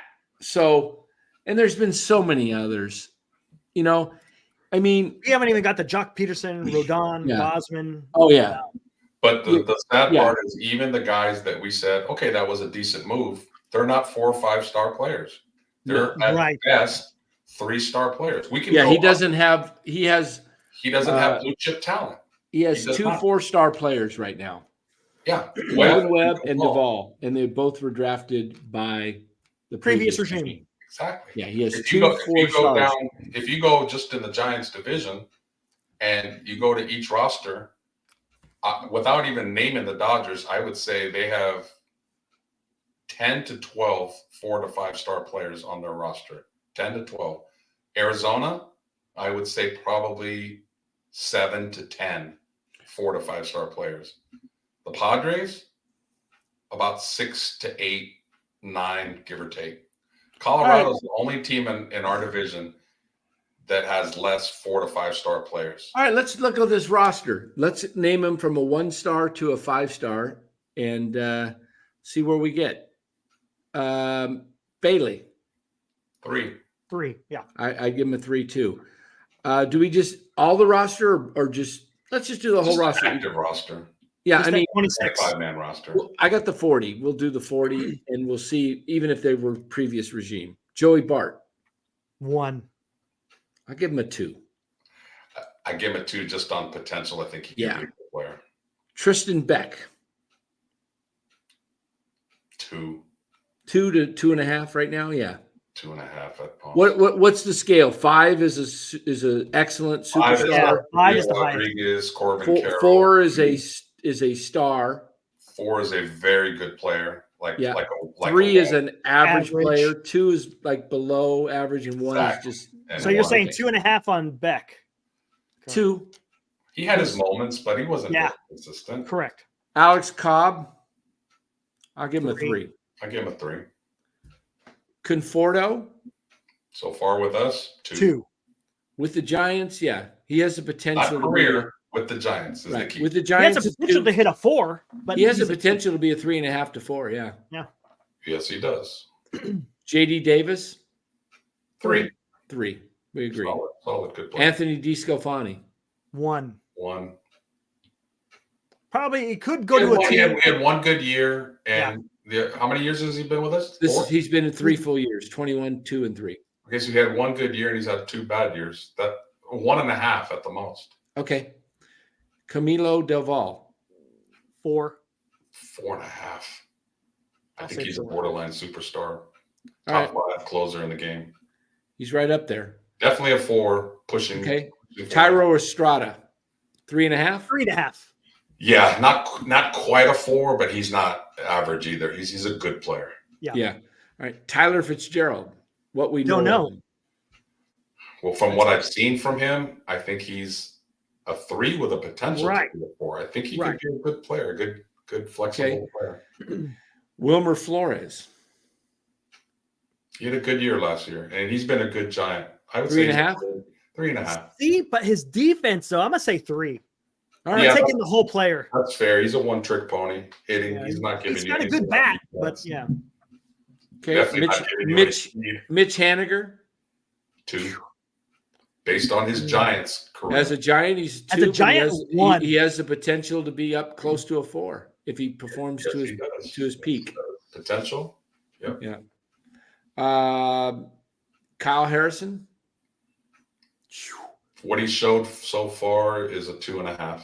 Yeah, that I would go with that. He's got 4 stuff, but his lack of control brings his score down. Yeah, Yeah. I His agree. lack of being able to go deep into games. Yeah. Yep, I think he's got 4+ stuff, 4.5 stuff. Very well could be. but yeah, 2.5. I like that. For now, 2.5. All right, hold on one second. I gotta plug in here battery. So far, how many people have? So far, if All we were right. to average out our scores on like 10 guys so far, it'd be It's about like 2. 2.5, 2.7. Yeah, we should take them all and you average them. Yeah. Okay. I said Harrison. Sean Jelly. 1. He hasn't shown enough. I don't like that guy because 1, he's flexing, 2, I can never get his name right. Sean Hajelli. That's why I get his name. I'll get your name right if you're good. Okay. So Sean Jelly's been a 1-ish to 1.5. Okay. If the team has an intramural basketball team, I'd give him a 5. Yeah. Okay. I'm gonna skip TJ Hopkins because we don't know nothing about him. Nope. Luke Jackson. 2. I like his stuff, but he hasn't. But he was inconsistent last year. Yeah, That was his first. he's a He's coming off Tommy John, so He Yeah. could be a 3+. he could Jung-Hoo be. Lee, we have no idea, right? know. We can't rate him yet. Marco Luciano, we can't even know. really judge him yet. They haven't given him a shot. Luis Matos, I'm going to say with Matos, I'm going to give him because he was a 2.5. rookie, and I'm going to give him, he's 3's average, right? Yeah. I think he had an average year for a rookie. He's a 4 defender with a glove, and hitting. So far, it's a 2, so that average is up to about a 3. Okay. Yeah, fair his enough. glove I can go with might, that. he may not do well in center field though. They didn't like the way he got jumps on balls at times. Glove, yeah. Wade Meckler, I'm not going to judge Meckler off of a. He wasn't up enough. Yeah. Tom Murphy, no, we don't know. Elliot Ramos, again, Don't know. no, don't know. Taylor Rogers, I'm going to give Taylor Rogers a 3.5. That's the lefty, right? Not Tyler. Yeah, The lefty, that's right. the lefty. 3.5. Very, Yeah. very good relief pitcher. Yeah. Tyler Rogers, I think I'm going to give him the same. I think he Yeah, I think pitches he's well. around there. He could. He He had a has the better potential of bat being a 4 because of year that before. slider. He was, Yeah. he was very dependable. Yeah, He I was. agree. Blake Sable. I'm gonna 2.5. give him a 3. I'm gonna give him You a give him a 3 as a rookie. He's a solid 3. As a rookie, that guy hit well for his first time. He was, remember, Rule 5 guy. He really should have been in AAA all year. Good point. Me and you liked him right away in spring training. Just his approach, his Good point. way that he goes to all fields. I like Sable. I hope they keep him. Funny because I watched him and I was with the media, and we have talk, and I'd say, they were talking about the catchers one day, and I said Sable's going to make this team early on, and people said, some of the media guys go, you didn't know, no, he has no chance, he can't catch. I go, but he can hit and he can run, and he's a Rule 5 guy. And they're not going to let a guy, they better not let a guy with that much athleticism walk, because, and fortunately, to their credit, they kept a guy the whole They year did. I'll who give really him credit for that. probably should not have, if he wasn't a Rule 5 guy, would not have stuck with the team the whole year. Okay, so clearly, and he improved a lot with his catching. He worked hard. So Blake Sable, a 3. Casey Schmidt, I think Casey had I say a 3. down year. I'm going to go with a 3, and he's got potential to be a 4. Yes, I agree. He's got potential. Does he capitalize on it? It'll be His glove is a 4+ now. Yeah. His arm is a 5. Oh, his arm's a 5. His arm. Oh my God. He's Yeah. got one of the best cannons in the whole National League now. I saw him make some throws that were just like, wow, that kid, and he can pick it. We don't need him to be, a 300, 320 hitter. Like a glove like that, if he could just hit 250 and give me some pop, man, I'll take that all day. Right. All day. All Just day. hit 200, 210. And I think he can. I got confidence. I think he can hit between 240 and 260 in the big leagues. Yeah. And I think he can give you 15 home runs. Yeah. And I think he can give you 7. He's an RBI guy. I think he can give you 75. RBIs are very, very underappreciated and undervalued. Yeah. I think Casey is he started hot, and then the league made adjustments to him. But then at the end of the year, he made a counter adjustment. Exactly. I always talk about baseball players are going to make adjustments. So they made the adjustment to him. He started figuring it out as he got more bats. And towards the end of the year, he got hot again. So that tells me that kid, when they made adjustments to him, like chess, he's like, oh, okay, you want to do that to me? I'm going to adjust. He started taking base on balls, and then that tells me he's going to be pretty good. And tell me that it was almost a disservice to put him in such a lineup that couldn't. He had so much on his shoulders to produce with the bat. I think he kind of lost his way a little bit, pressing too much. He kind of even said that in the interview that he was pressing a little bit too much. Well, yeah, because they were required him to do miracles almost because the lineup wasn't doing much. And they were moving him around, and for him to stay in the lineup, he had to kind of really hit, and it was like that kind of pressure when you don't have that. Hey, you're my everyday third baseman. Don't worry about it. Right. You have a bad week or 2 or 3, you're still our third baseman. You're our guy. That gives a lot of guys the confidence to know that they don't have to press like, oh crap. Yeah. Yep. If I don't hit, I'm going to be in Sacramento tomorrow. Yeah. If the organization was telling him, look, Casey, you're going to be our third baseman. You're going to be a middle of the order guy. Like, we need you to hit with some more pop. If they put that in his head to hit with more power, that's kind of, like you said, put the pressure on him to maybe do something that he's not quite ready to do. He has natural power, but again, I always say this, that ballpark is more a line drive ballpark. And I think if they just leave him alone and let him hit naturally and figure it out, I think he could be a 250, 260 hitter, hit line drives. And like Dan said, get those guys home. You don't need to hit home runs to get RBIs. Right. 2-run single and 2-run doubles work very nice as well. Yeah, exactly. Austin Slater. 1.5. 1.5. Yeah, 1.5. I'll go 2. I think I'd even go 2.5 with Slater. I think he's a one-trick pony. He only get hit lefties. Yeah, for what he does pretty good. His defense isn't that good. No, but we're saying, remember, 3's an average player. Is he that below average? I don't think he's. What did he end up hitting? What was his batting average to end the season? Eric, look that up. Keep going. Yeah. Ross Stripling with the Giants, he's been a 1.5. Last year was a 1.5, but he can be a 3. He can be a 3.5. He can be an above average starting pitcher if he goes back to what he did in Toronto in 22.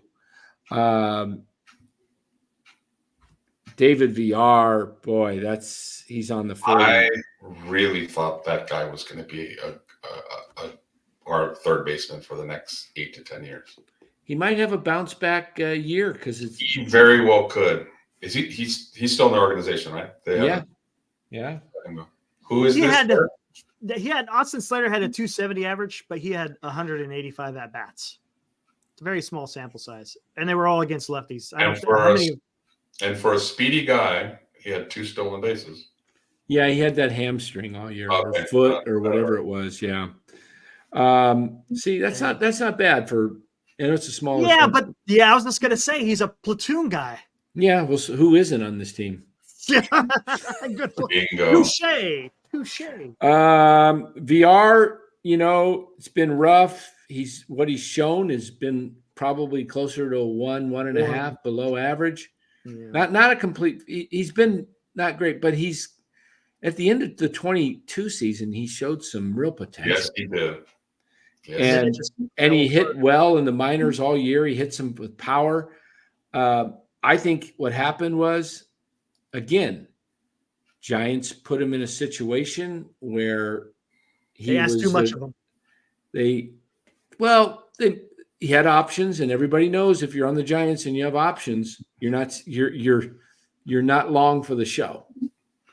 And everybody knows that Farhan uses his roster not for the benefit of building up the player, but it's like I liken it to fantasy football because you have no relationship with these guys. You just pick them up and drop them as you want. Yep. And Farhan seems to do that. And there is a lot of things to be said for a Giants organization that guys have no clue how long they're going to be up. They get the call up and, prime example, Marco Luciano, we've been hearing for 6-7 years, gets called up. Everybody's excited. We get to see 2 of his at-bats, and then he's due up first in the 6th or 7th inning of his debut, and he gets pinch hit for. And they're up by 2 runs, 1 or 2 runs, and Jock Peterson comes up to pinch hit for him. And it's like, what that told me right there is Giants, they don't get it. Nope. They don't get it. You know, in hindsight, think about this. They had Villar and Casey. They're two young guys at third base. They had to decide, like, who's going to really be our future third baseman. And if they really like Casey because he was younger, they could have moved Villar when his stock was high after that late season push that he did. Correct. They could have got something for him and said, we're going to ride with Casey. Naturally, what happened? Now Villar's stock is down and you can't get anything. So, like we always talk about, sell high and buy low. And the Giants do it the opposite way. Yep. Yeah. They don't get the whole factor of No, they don't get the big picture, yeah. short or long term. Lamont Wade Jr. I'd give Lamont a 3. I'd say a 3. Yeah, average. Ryan I Walker. might give him a 3+. He's a really good defender, and when he's healthy, he's a solid hitter. Just can't hit. But he's also only hits really against the righties. Yeah, That's what I don't. And Slater, well, he's a better player than Slater, but if you can't hit lefties as a left-hander, and if you can't hit righties as a right-hander, Right. Like, I'm sorry, like I like Wade a lot, but damn, how are you a big leaguer if you can't hit pitchers? I know. He did a little better last year when they let him hit against lefties because they didn't have any. God, Barry needs to work with him because Ryan Walker, the rookie pitcher last year, I'd say that was a 3, 2.5, 3. I think he did for a rookie. I think he had a pretty good year. he was It wasn't their bad. he was their opener a lot. Yeah, a lot. Yeah. Well, when Brebbia went down, he became the opener. Yeah. Yep. It's hard to- Logan Webb. Logan 4. Webb. Where do you guys? 4? 4.5. 4.5. No. Yeah, he's between a 4 and a 4.5. I would not disagree with 4.5. Yeah, he's right up there. Yeah, very consistent. He's been our ace for co-ace with Osmond for a few years now. Yeah, I'd just say real quick, Ryan Walker, 3.23 ERA, 61 1/3 innings pitched with 78 strikeouts. How many innings pitched? 61 1/3. Too small of a sample size. It is. He's a reliever though. 78 strikeout. That's good. 78. That's more than. That's what I say. I think he was a good solid year, 3.5. I remember early on in when for last year, he might be. He's probably going to be more about of a 3 for a career, is my guess. No, right. Gotcha. Kind of talking about Webb. I remember when we first kind of got the channel going. I remember seeing a lot of people that were calling Webb a number 2 starter at best. Yeah, and again, it's like they just call him a number 2 because he doesn't throw 97, 98 and have a ton of Ks. Logan Webb is a pitcher. He's a throwback pitcher. He misses bats. They don't hit the sweet spot of the bat with him hardly ever. Did you forget what he did in that Dodger playoff series? No, he owned them game 1 and he pitched great in game 5. I know. Like Logan Webb, he's a 4.25, 4.5. I'm so happy he's on our team and he's on a very, very reasonable contract. Yeah. Last 2 or 3, Keaton Wynn. 2. It's got nasty stuff, but hasn't harnessed it yet. I'm gonna go a little 2.5. I don't think he's a below average guy. I think he's supposed to have some devastating changeup, but he couldn't get that over the plate. Yeah, split finger. I heard that a lot last year. Brett Wisely. 2. 1.5. 2. Yaz. 2.5. 3. I'd say 3. I'll give him a 3. I give him a 3. He's an average player. He's an average player. He's not. I don't think he's below average. It's just that if he stays on the field, it's because he's like one of our better players that we look like. Gosh, if he's one of our best, I'll give him a 3. I mean, if you put Yaz, like, let's say you put him in the Dodgers lineup and let him just play in that lineup. I think number 9 hitter, right fielder. 8-9 hitter. I think his game picks up. Probably. Because I agree. Because he's got guys around him. He wouldn't be asked to be a mainstay, middle of the order. Right. Right. He would be a complimentary player. That's the problem. The Giants got him. That would be around. He'd be in the batting cages all the time with Mookie Betts and Freddie Freeman and, now Ohtani. So he'd be around superstar guys that he could pick up. Man, who's he going to get tips right now? Hey, Slater. Hey, Wade. What do you think about this? Like, let me have a 3-star guy ask another 3-star guy, like, how do I get out of my slump? Yeah. So yeah, I agree. You put him around better talent. I think Yaz is. That's the problem. The Giants, and again, this is not an indictment on the players. It's an indictment on Farhan's roster construction. Look what we just did. We went through the entire 40-man roster, and if we did an average, we're probably, my guess is the average is probably about 2.7, 2.8 in there. Bingo. For the whole, and that's a below average roster. Bingo. Yes. I mean, that's what Farhan has constructed, and that's the problem. That's why we get on him. And if we were to do this same numbers game with the Dodgers, we're going to do that right now. I'm going to pull it up. Now hear how many 4s and 5s you're going to have. Giants in that roster was there's only 2 people. And you wonder why they are always winning the division. It's not because Dave Roberts is a great manager. I'll tell you that. No, it's the talent. Eventually, you gotta have talent. You gotta have talent. Yep. All right, here it is. Alex Vesia. He's a bullpen guy, right? I'm gonna have to pull up their numbers. He's a setup guy, middle reliever. Yeah, he's just an average guy at best. He's not that great. 3. Now we're going to rate Yamamoto. We didn't do it on Lee because he wasn't facing. It's different. He was hitting against guys that were more like AA. We've seen Yamamoto dominate in the World Baseball Classic against major league hitters. Dan, I'm very curious when my baseball draft comes up in fantasy. I'm targeting him. I hope nobody's watching the show. This is in my league. But I'm very curious, like what round he goes. Like, how is he put in that upper tier with Cole and Burns, or is he? I think so. Or is he in that second tier with Valdez? And I'd put him up there in the top because his stuff's too nasty. His stuff is filthy. I'm gonna say that Yamamoto is gonna be I'll start him. I'll be conservative and start him at 4.5. I won't give him a 5 yet. But I think 4.5 is a good starting point for him. I don't know a lot about these guys. We've got a couple Dodger guys in here. We got Benny, and we got a couple other guys that said they were Rounder, but I haven't seen him in here. I'm not sure who else.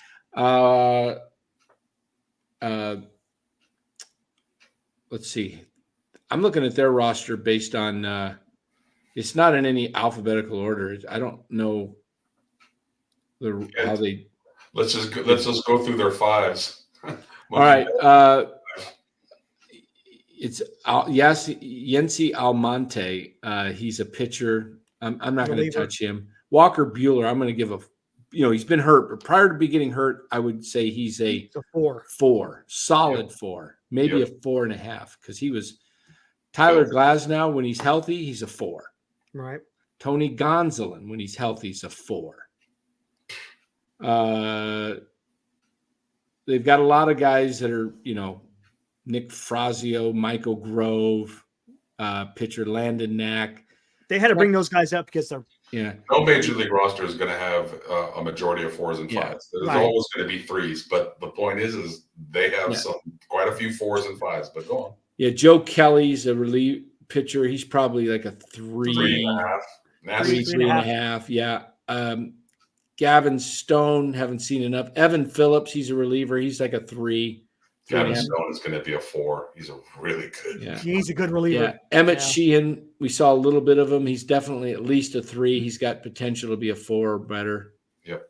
Dustin May, when healthy, is a 4, but he's not. He's been so unhealthy. Is that the guy Will Clark called Bozo the Clown with the hair sticking? Oh yeah. Red hair.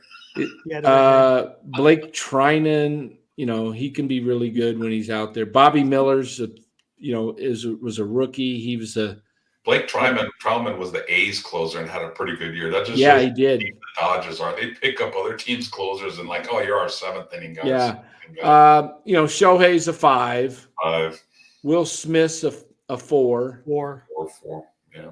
Austin Barnes, he's probably like a 2.5. 2.5. 2. Yeah, Yeah. he's not that good. below average. He's not Yeah, Mookie Betts is a 5. 5. Miguel Vargas is a 3+.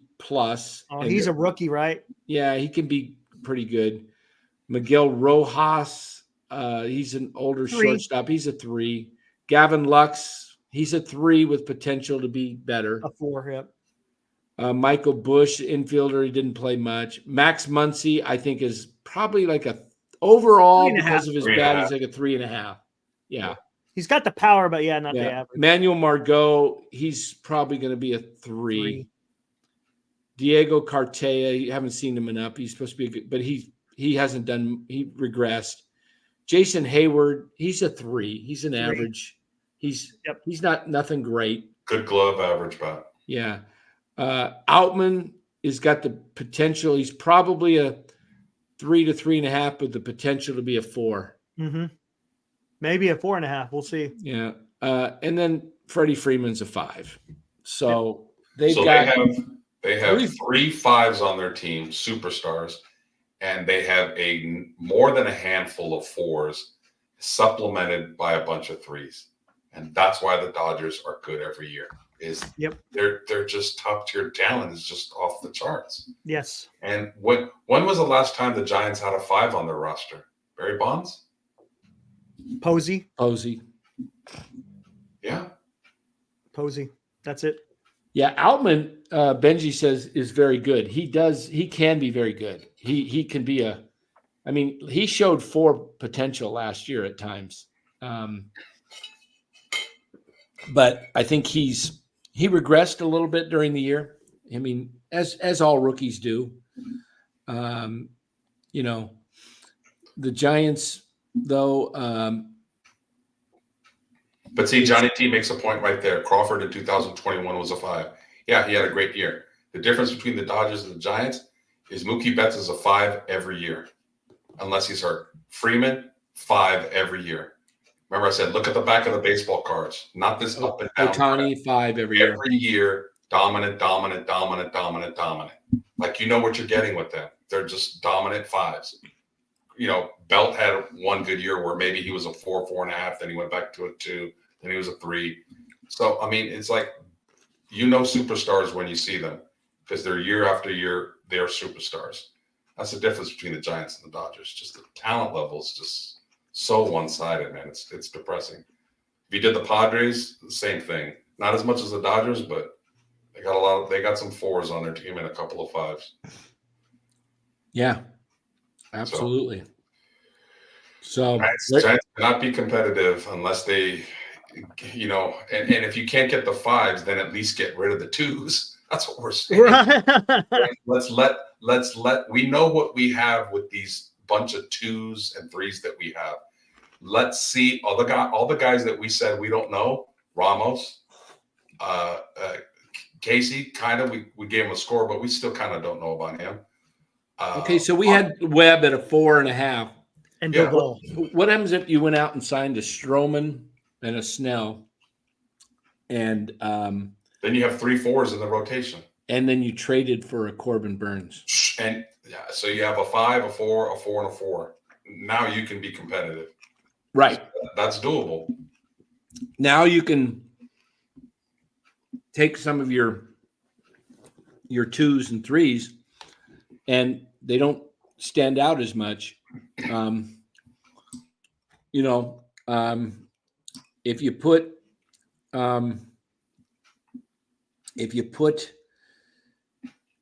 guys that maybe you go out and get a Bellinger. I think Bellinger's probably, what would you say, a 3.5 to a 4? I think he's closer to a 4. Based on last year, and then based on that, but he'd be a 1 if you took 21 and 22, right? Right. He was terrible, but in 19 he was a 5. He tore up the league, and in 17, his rookie year, he was like a star. I thought he was going to be in Toronto by now, but I'm hearing that the Cubs are really heavy on him right now. Oh, of course they are. Cubs they can't let him walk. But if you got a Bellinger, let's say you had a Bellinger, All right. And let's say this Jung-Hoo Lee becomes a 3.5, maybe even someday becomes a 4. It's probably going to start off. Jung-Hoo Lee's probably going to start off. My guess is somewhere around 2.5 his first year. But let's say that you went out and signed a Bellinger, got a Blake Snell, and signed Marcus Stroman, who fits kind of the ballpark. He threw a lot of ground balls. I would like him for sure. And then let's say you go out and then, you make a big trade for Corbin Burns, and you got this stacked rotation where Marcus Stroman's your 4th guy.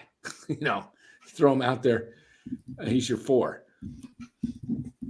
Burns is your 1, Webb's your 2, Snell's your 3, and Stroman's your 4. And then maybe Harrison's in a deal for someone to get Burns. Maybe you have to give up a Harrison to get a Burns. That's pretty nasty. I like that. And then you sign a Bellinger. Now you instead of spending that money, it's going to cost you $22 to $25 million a year on Chapman. You got Casey Schmidt that can play third base. You got JD Davis. You don't need Matt Chapman. Okay, go sign Rhys Hoskins. Put him at first base. Put Bellinger. He could play anywhere. He could play right field. Play center. I don't. Have you guys heard any news about Hoskins at all? None. Nothing. The only thing I heard is Cubs and Mariners, maybe. That's it. Oh, did you hear the latest? Supposedly on this was on MLB Network. Dodgers are trying to trade for Clase and Bieber from Cleveland. Yeah, and if they pull it off, they probably will. They'll probably. I don't know. They'll probably if they got Bieber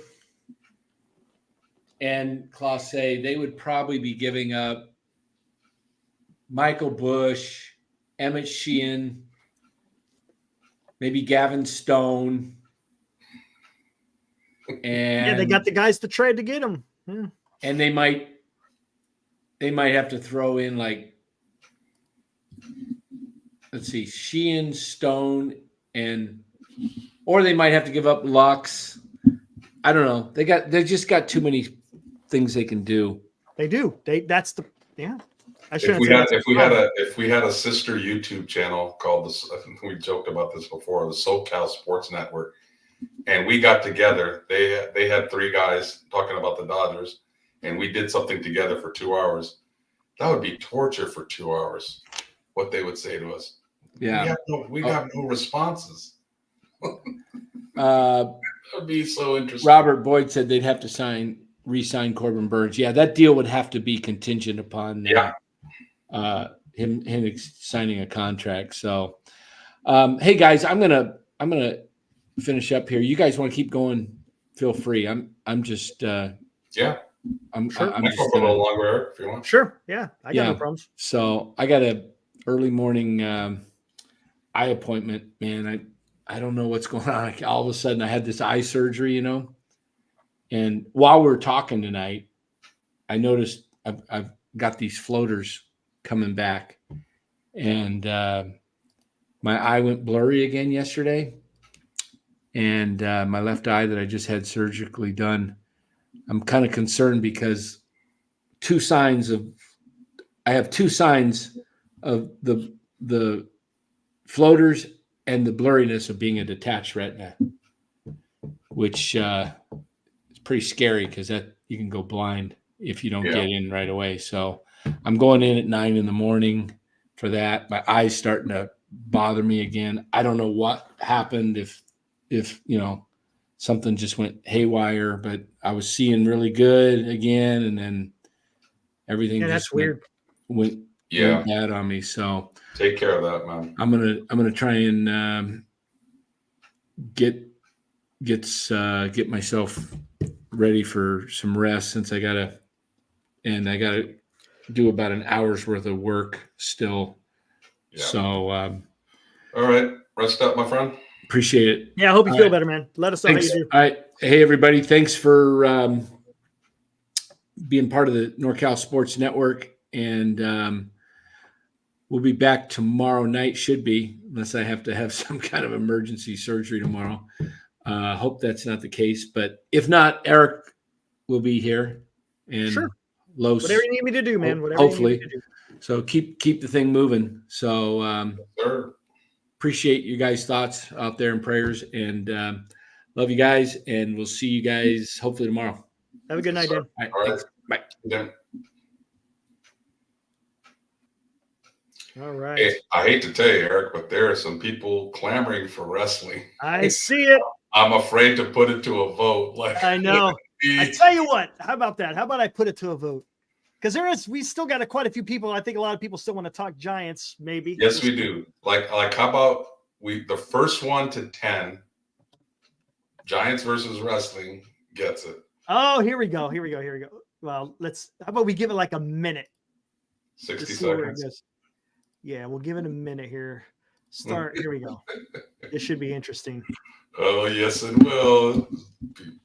We'll see. Because there's one guy in particular. There's a lot. Well, actually, I shouldn't say just one. There's whatever. Man, we're going to go old school. This is like 80s and 90s and maybe early 2000s. Yep. Okay.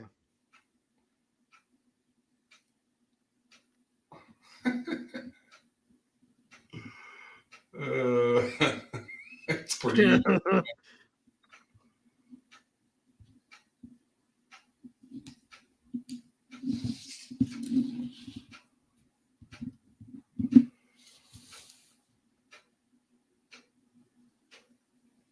Hey, getting there.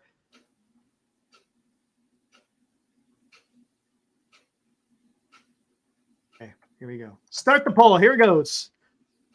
I'll have to keep an eye on this here while it's going. The poll's out there. Simple. Vote what you want. More Giants talk or wrestling? Oh, right now it's not even close. It's Giants. Yeah. We got 23 votes, 24 votes, 23 votes, 26 votes. Oh, it's starting to narrow a little bit. Ah. I don't know. We're going to have to see how this works out. Let's see what we got here. Oh, yeah. I'm voting for wrestling all day long. There, brother. Man, there was a guy that called in. Well, what the hell is this going on here? I'm just getting stuff on my news here. Goodness gracious. I might have to talk about that in the next military history. Goodness gracious. North Korea doing their thing. Grand Admiral Shanahan, wrestling. There's nothing more to say about the SF. Well, 1 minute. Okay, it's been 1 minute. And it really wasn't even close. Giants talk, 61%. Wrestling, 38%. The people have voted. The people have spoken, and we are a democratic type of system. So 61 to 39 speaks volume. Yeah, I guess we got to stick. I mean, we could always throw in a little bit of wrestling in there, here and there. But yeah, a caller came in and said that he delivered mail to what the hell was that guy's name? He was on that. Remember that poster I sent you? The picture that I saw at the antique store.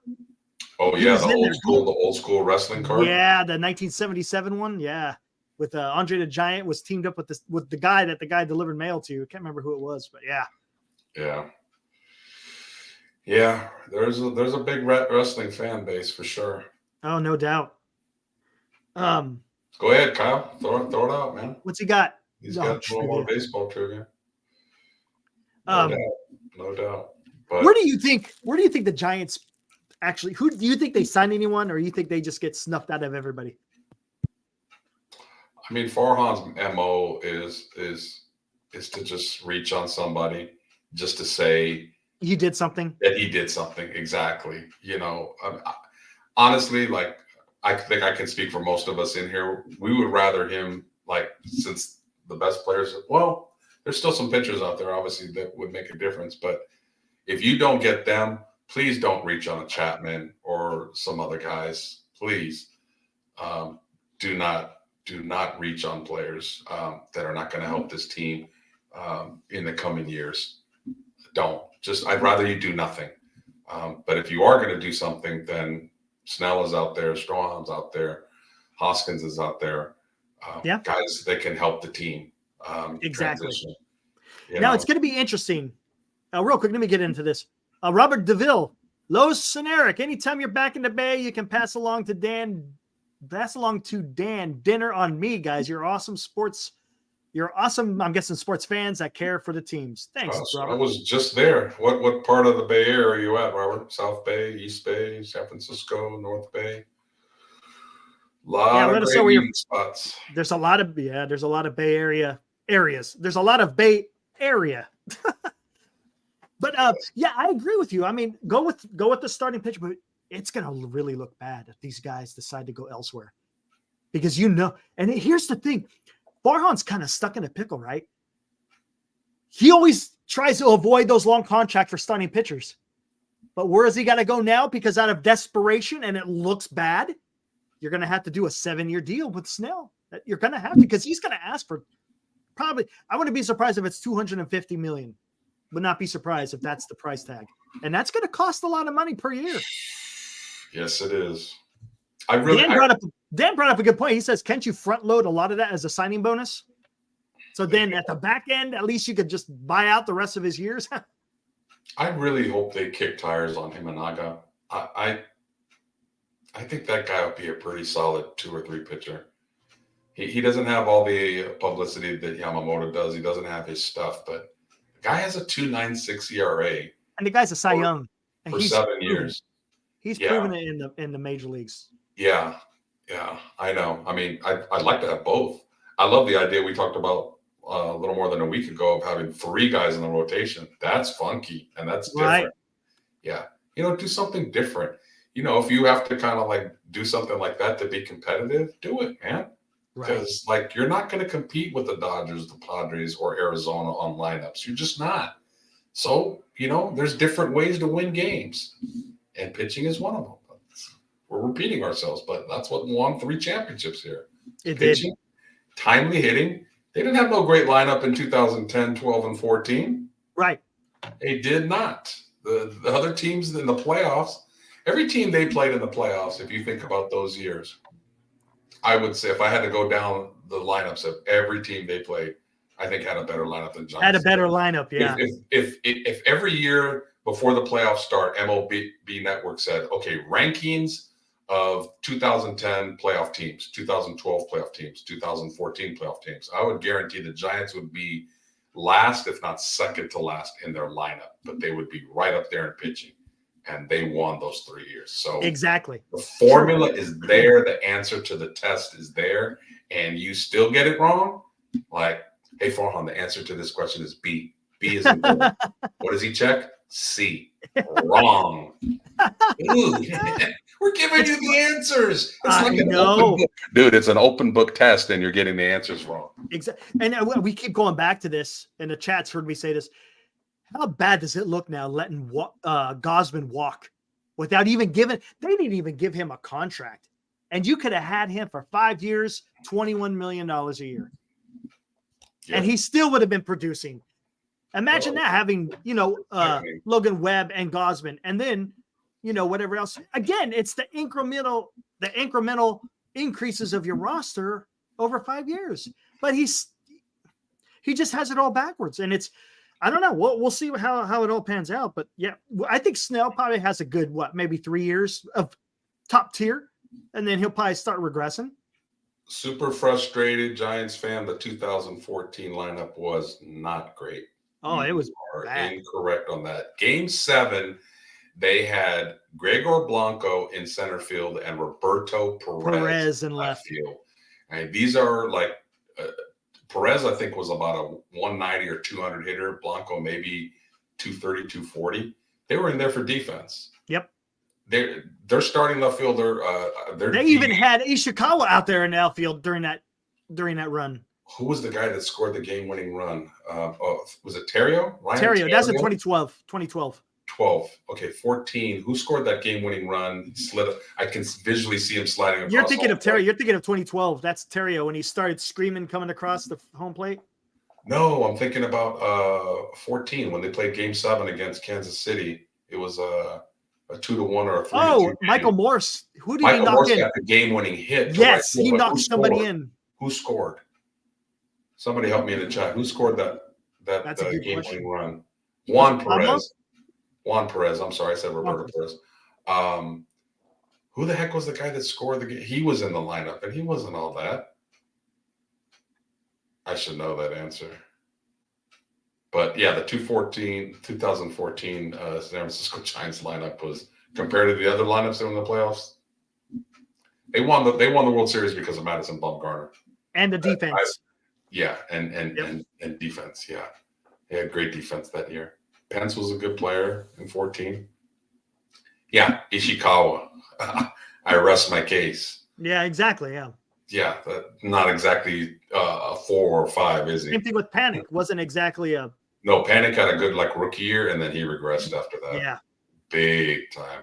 That's disappointing. I thought Panic. Who would have been a good glove. Giant? He had a great glove, but who would have been a good Giant if he stayed healthy was Freddie Sanchez. Sanchez, and he was hot in the playoffs in 2010. He had that really devastating shoulder injury where he couldn't throw, and that dude could hit. That was your prototypical number 2 hitter. But no, the Giants in our World Series championships, their lineups were at best average. They had a couple of good guys in there, but from 1 to 9, average. They won with pitching. Yep. That's what they need to do again. If they want to be competitive at least this year, go get you some pitchers and take your chances and hope a couple of these young guys break out. Because if that happens, then they will be somewhat interesting. Yeah, that's why I want Casey Schmidt just staying at third base, because the defense will play. Yep. Shortstop could be a vulnerability with Luciano because we don't know. We don't know. He might transition to an outfielder. We don't know what his second base, Estrada, he's okay at second base. He's improved last year for sure. Yeah. Yeah. Wade, if Luciano fails, I know everybody's quick fix is move Schmidt to shortstop and put JD Davis at third, but I think Dan would know the answer to this. But there's a guy in the Giants farm system that just has this incredible glove. I forget if he's in AA or AAA, but I think his bat is for now, it's just so. But they said his glove is like Omar Vizquel type of defense. So who was that? I'm trying to remember. Yeah, it's a Spanish last name. I can't think of who it is, but maybe somebody in the chat will know. But Artiega, that's who it would be. Is it Artiega? That might be the guy. Artiega. Yeah. I do like Tyler Fitzgerald Sr. I think he could be put him as short. Okay. He could be our gadget player, that plays short, that plays second, that plays outfield, can DH a little. I liked what I saw from him. But again, we don't know if he's going to be like David Villar. Had a great last 2 months of the season, and then we expect things the next year. We expect him to get a little better, and he goes the other way. And this is why I kind of like, but I just don't like the years, is Bell. If you have Casey Schmidt at third, say you could put Fitzgerald in shortstop. You have Estrada at second. First base, go get Rhys Hoskins. Okay. Mm-hmm. That's a decent, first base defense may suffer a little bit, but you could kind of make it up a little bit with his bat because he can swing a bat from the right side. Right. In the outfield, of course, you're going to have Lee in center. That we don't know how that's going to pan out. It has the potential of being good. From what Ned Colletti said, he thinks he's going to be a good player. That's what Ned said. He thinks he's going to be a good player. So I'm going to believe what Ned says. I've been on him since they signed him. So we'll see how that works. I'm hoping. In a right field, you could have Bellinger. I just don't like the damn years because they're going to ask for so many damn years. Because I think he's probably still got a good, maybe 4 or 5 years. But he's going to want more than that. Way more than that. Probably 10 years. I wouldn't be surprised. And then in left field, I mean, good gosh, who would you put out there? Look at Will Martinez's highlight that shot. I mean, yeah. Who they're talking about? Arteaga? Arteaga.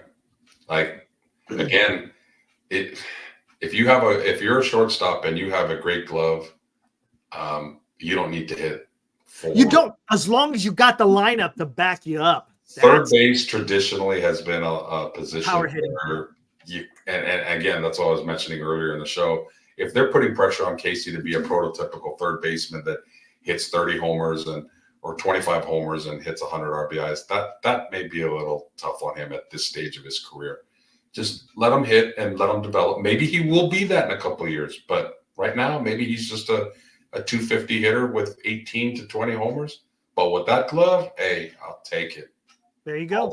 And let him get better. I'm gonna come back to that here in a second. FPS, thanks for the $5. He goes, what do you guys think of the realistic chances our Farhan gets fired before his extension in 2026 is up? Will crashing attendance be enough? It might, right? I think if the attendance drops significantly and there's just, other than a Dodger game, there's 15,000 there every night, that may do it. The Giants could lose and ownership would be fine with it.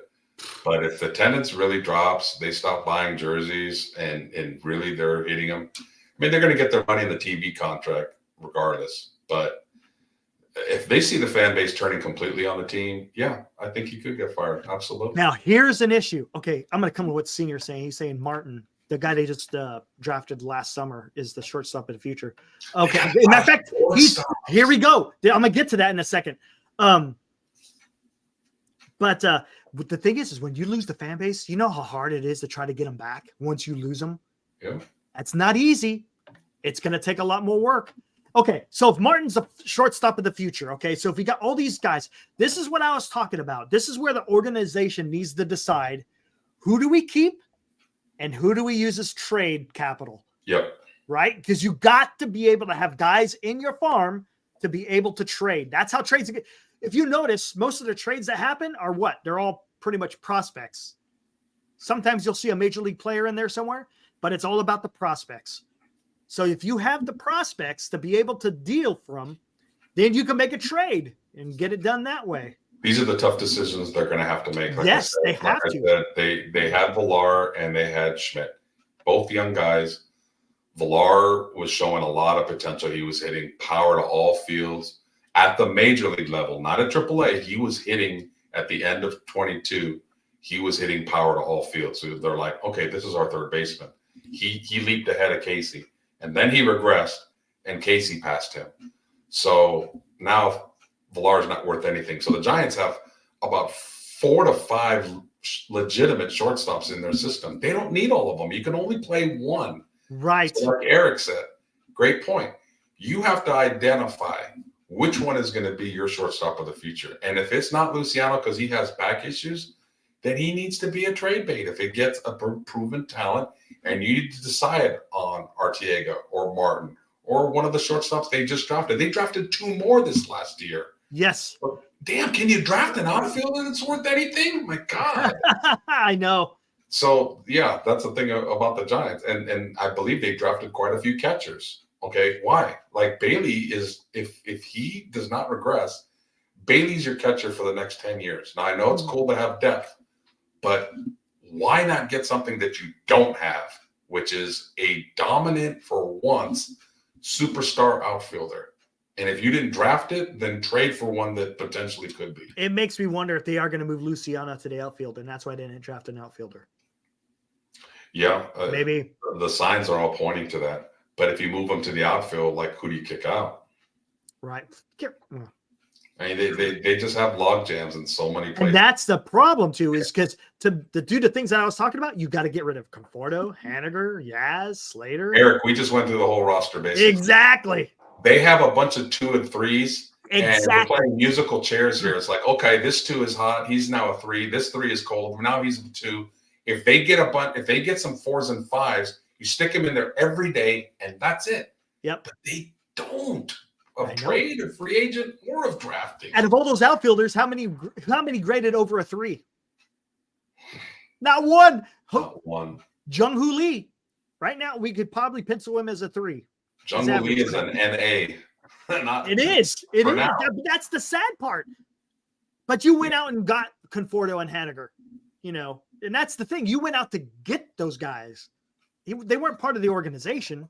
Will Martinez, Artiega, is he in single A right now? How old is he? I'm I curious. think he's in single, or he might even be in high A. He might be. I know a little bit about him, but not a lot. Okay, Will Martinez. What is his batting though? You also. I mean, baseball's 2 ways, right? You got to be able to swing a bat too. I want to know what his numbers are on batting. But I think Artiega, I thought he was in San Jose. I agree with Grand Admiral. I've been saying that for a while. Yep, they need to see it. Absolutely. Veterans just need to hit the door. The one guy I would keep out of those 3 would be, I think Haniger could. The guy's hit 39 homers, and he did it in Seattle, which is not a hitter's bark. So he could be all right. The scouting grade for the bat is 45, age 20. Yeah, he's young, but he's got a hell of a glove. I love when so that's high A. Yeah. Yeah, I mean, they've been spoiled. The Giants have been spoiled with very good fielding shortstops for a lot of years. I don't know. Even Johnny LeMaster could play short. He didn't hit the crap, but he could field. I would love to have another slick fielding shortstop. I mean, it's nice to have power like Luciano could have, but we'll see. To be determined. There's too many question marks on this team. Yes. Like, how many times did Dan say, well, he's a 2, but he could be a 3, he could be a 4? Right. I mean, how many times did we say that? Well, could be, but not are.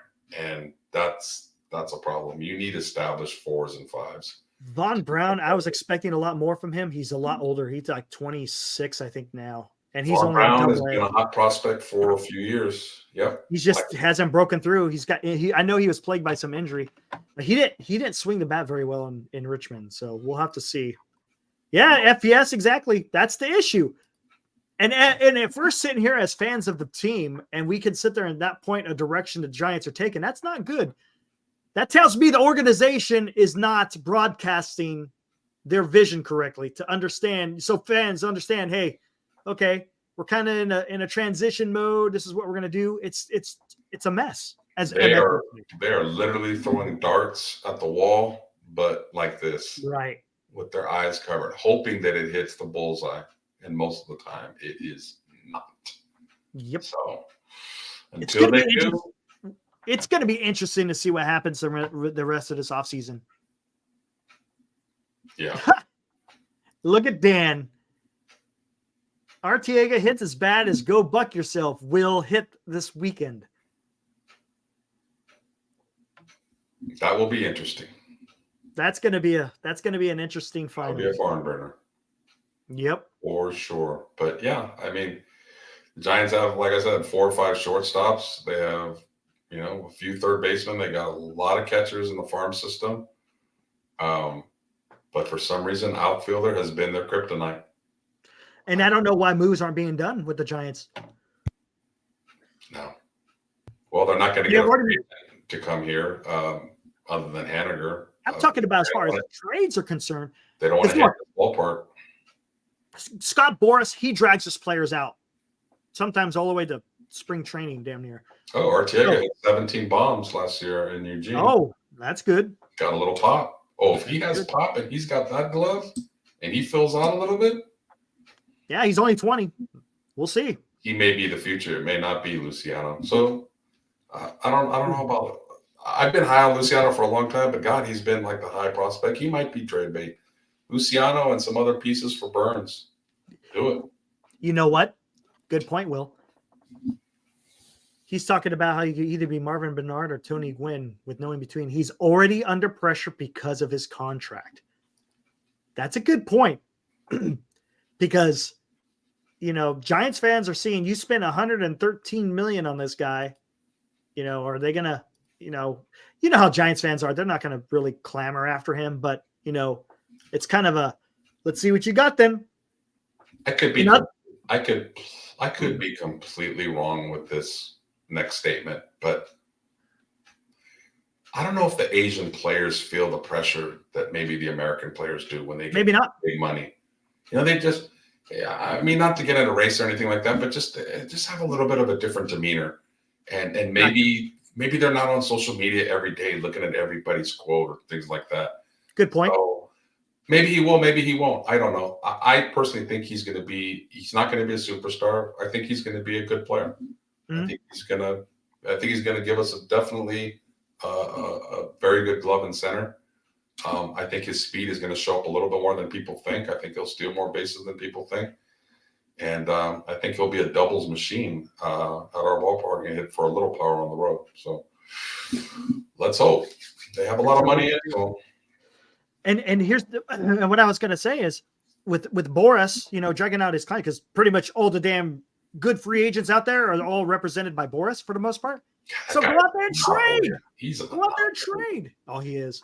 He is. That's all I was saying. Like, who's the second top agent behind? Because right now it seems like the free agents are avoiding the Giants, not because of money, not because of location, which it may, but it's because of the current construction of the team. So if you go out and make trades and you're adding to the roster to make it better, then you will entice the remainder of the free agents. Right. Then the remainder of the free agents may say, Giants are doing something. They want to compete. Okay, I'll go there. But if you're relying just on the free agents, then doing that. Yeah, it's almost the new year, and still these winter meetings are progressively so slow. Exactly. Well, hey, what do you think? Ready to shut this down? Yeah. I think we did it. 22 minutes. Not too bad. We spent a good time on talking about the ranking our superstars. Hey, but that was a good puzzle to kind of. It was a good exercise. It was a better word, exercise. Yeah, because it really let everybody kind of see for themselves like what our roster is composed of. A lot of average to below average players, and not a lot of hype, not a lot of big time talent. Exactly. That's what needs to happen for this to change. Oh, there we go. If he hits below 270 with no power, he will be called a bust because of the 100 million plus. If he hits 270 with no power at 50 million, he looks like an okay deal. Yeah, that is very true. He is going to have a little pressure to put up some numbers offensively. You can't just give a guy 100 million for being a good defender, because exactly. You can put a minimum wage guy out there that has a great glove. Well, he's got to hit, and I think he will. And Boris got a huge overpay, and he's going to expect the rest from the rest of his guys. The rest of his guys are going to say, "Oh man, the Giants paid that much for him." So yeah. But if I remember when you guys broke down the contract, like year one, he's only making $7 million. Yeah, the first year. Year two, $12 million. So if by year two he's kind of flaming out, maybe they might move on from him before 18 and 19 million kicks in. But we say 18 and 19 million is a ton of money, but we just paid that for a fat, overpaid softball player in John Peterson. I know. So, yeah. We shall see. Joey all right, guys. All right. Appreciate you guys joining tonight. Tomorrow we'll be back at 8:30. Hopefully Dan is feeling better with his eye. If there's issues, maybe me and you, Los. Maybe you and I. Yep. Maybe we'll get into some wrestling. We'll see. We'll see if anyone's up to that. Old school wrestling, not this current stuff. No. Well, back in the glory days. Yeah, we're talking some. We got to hit up the glory days, right? Got to do that. Absolutely.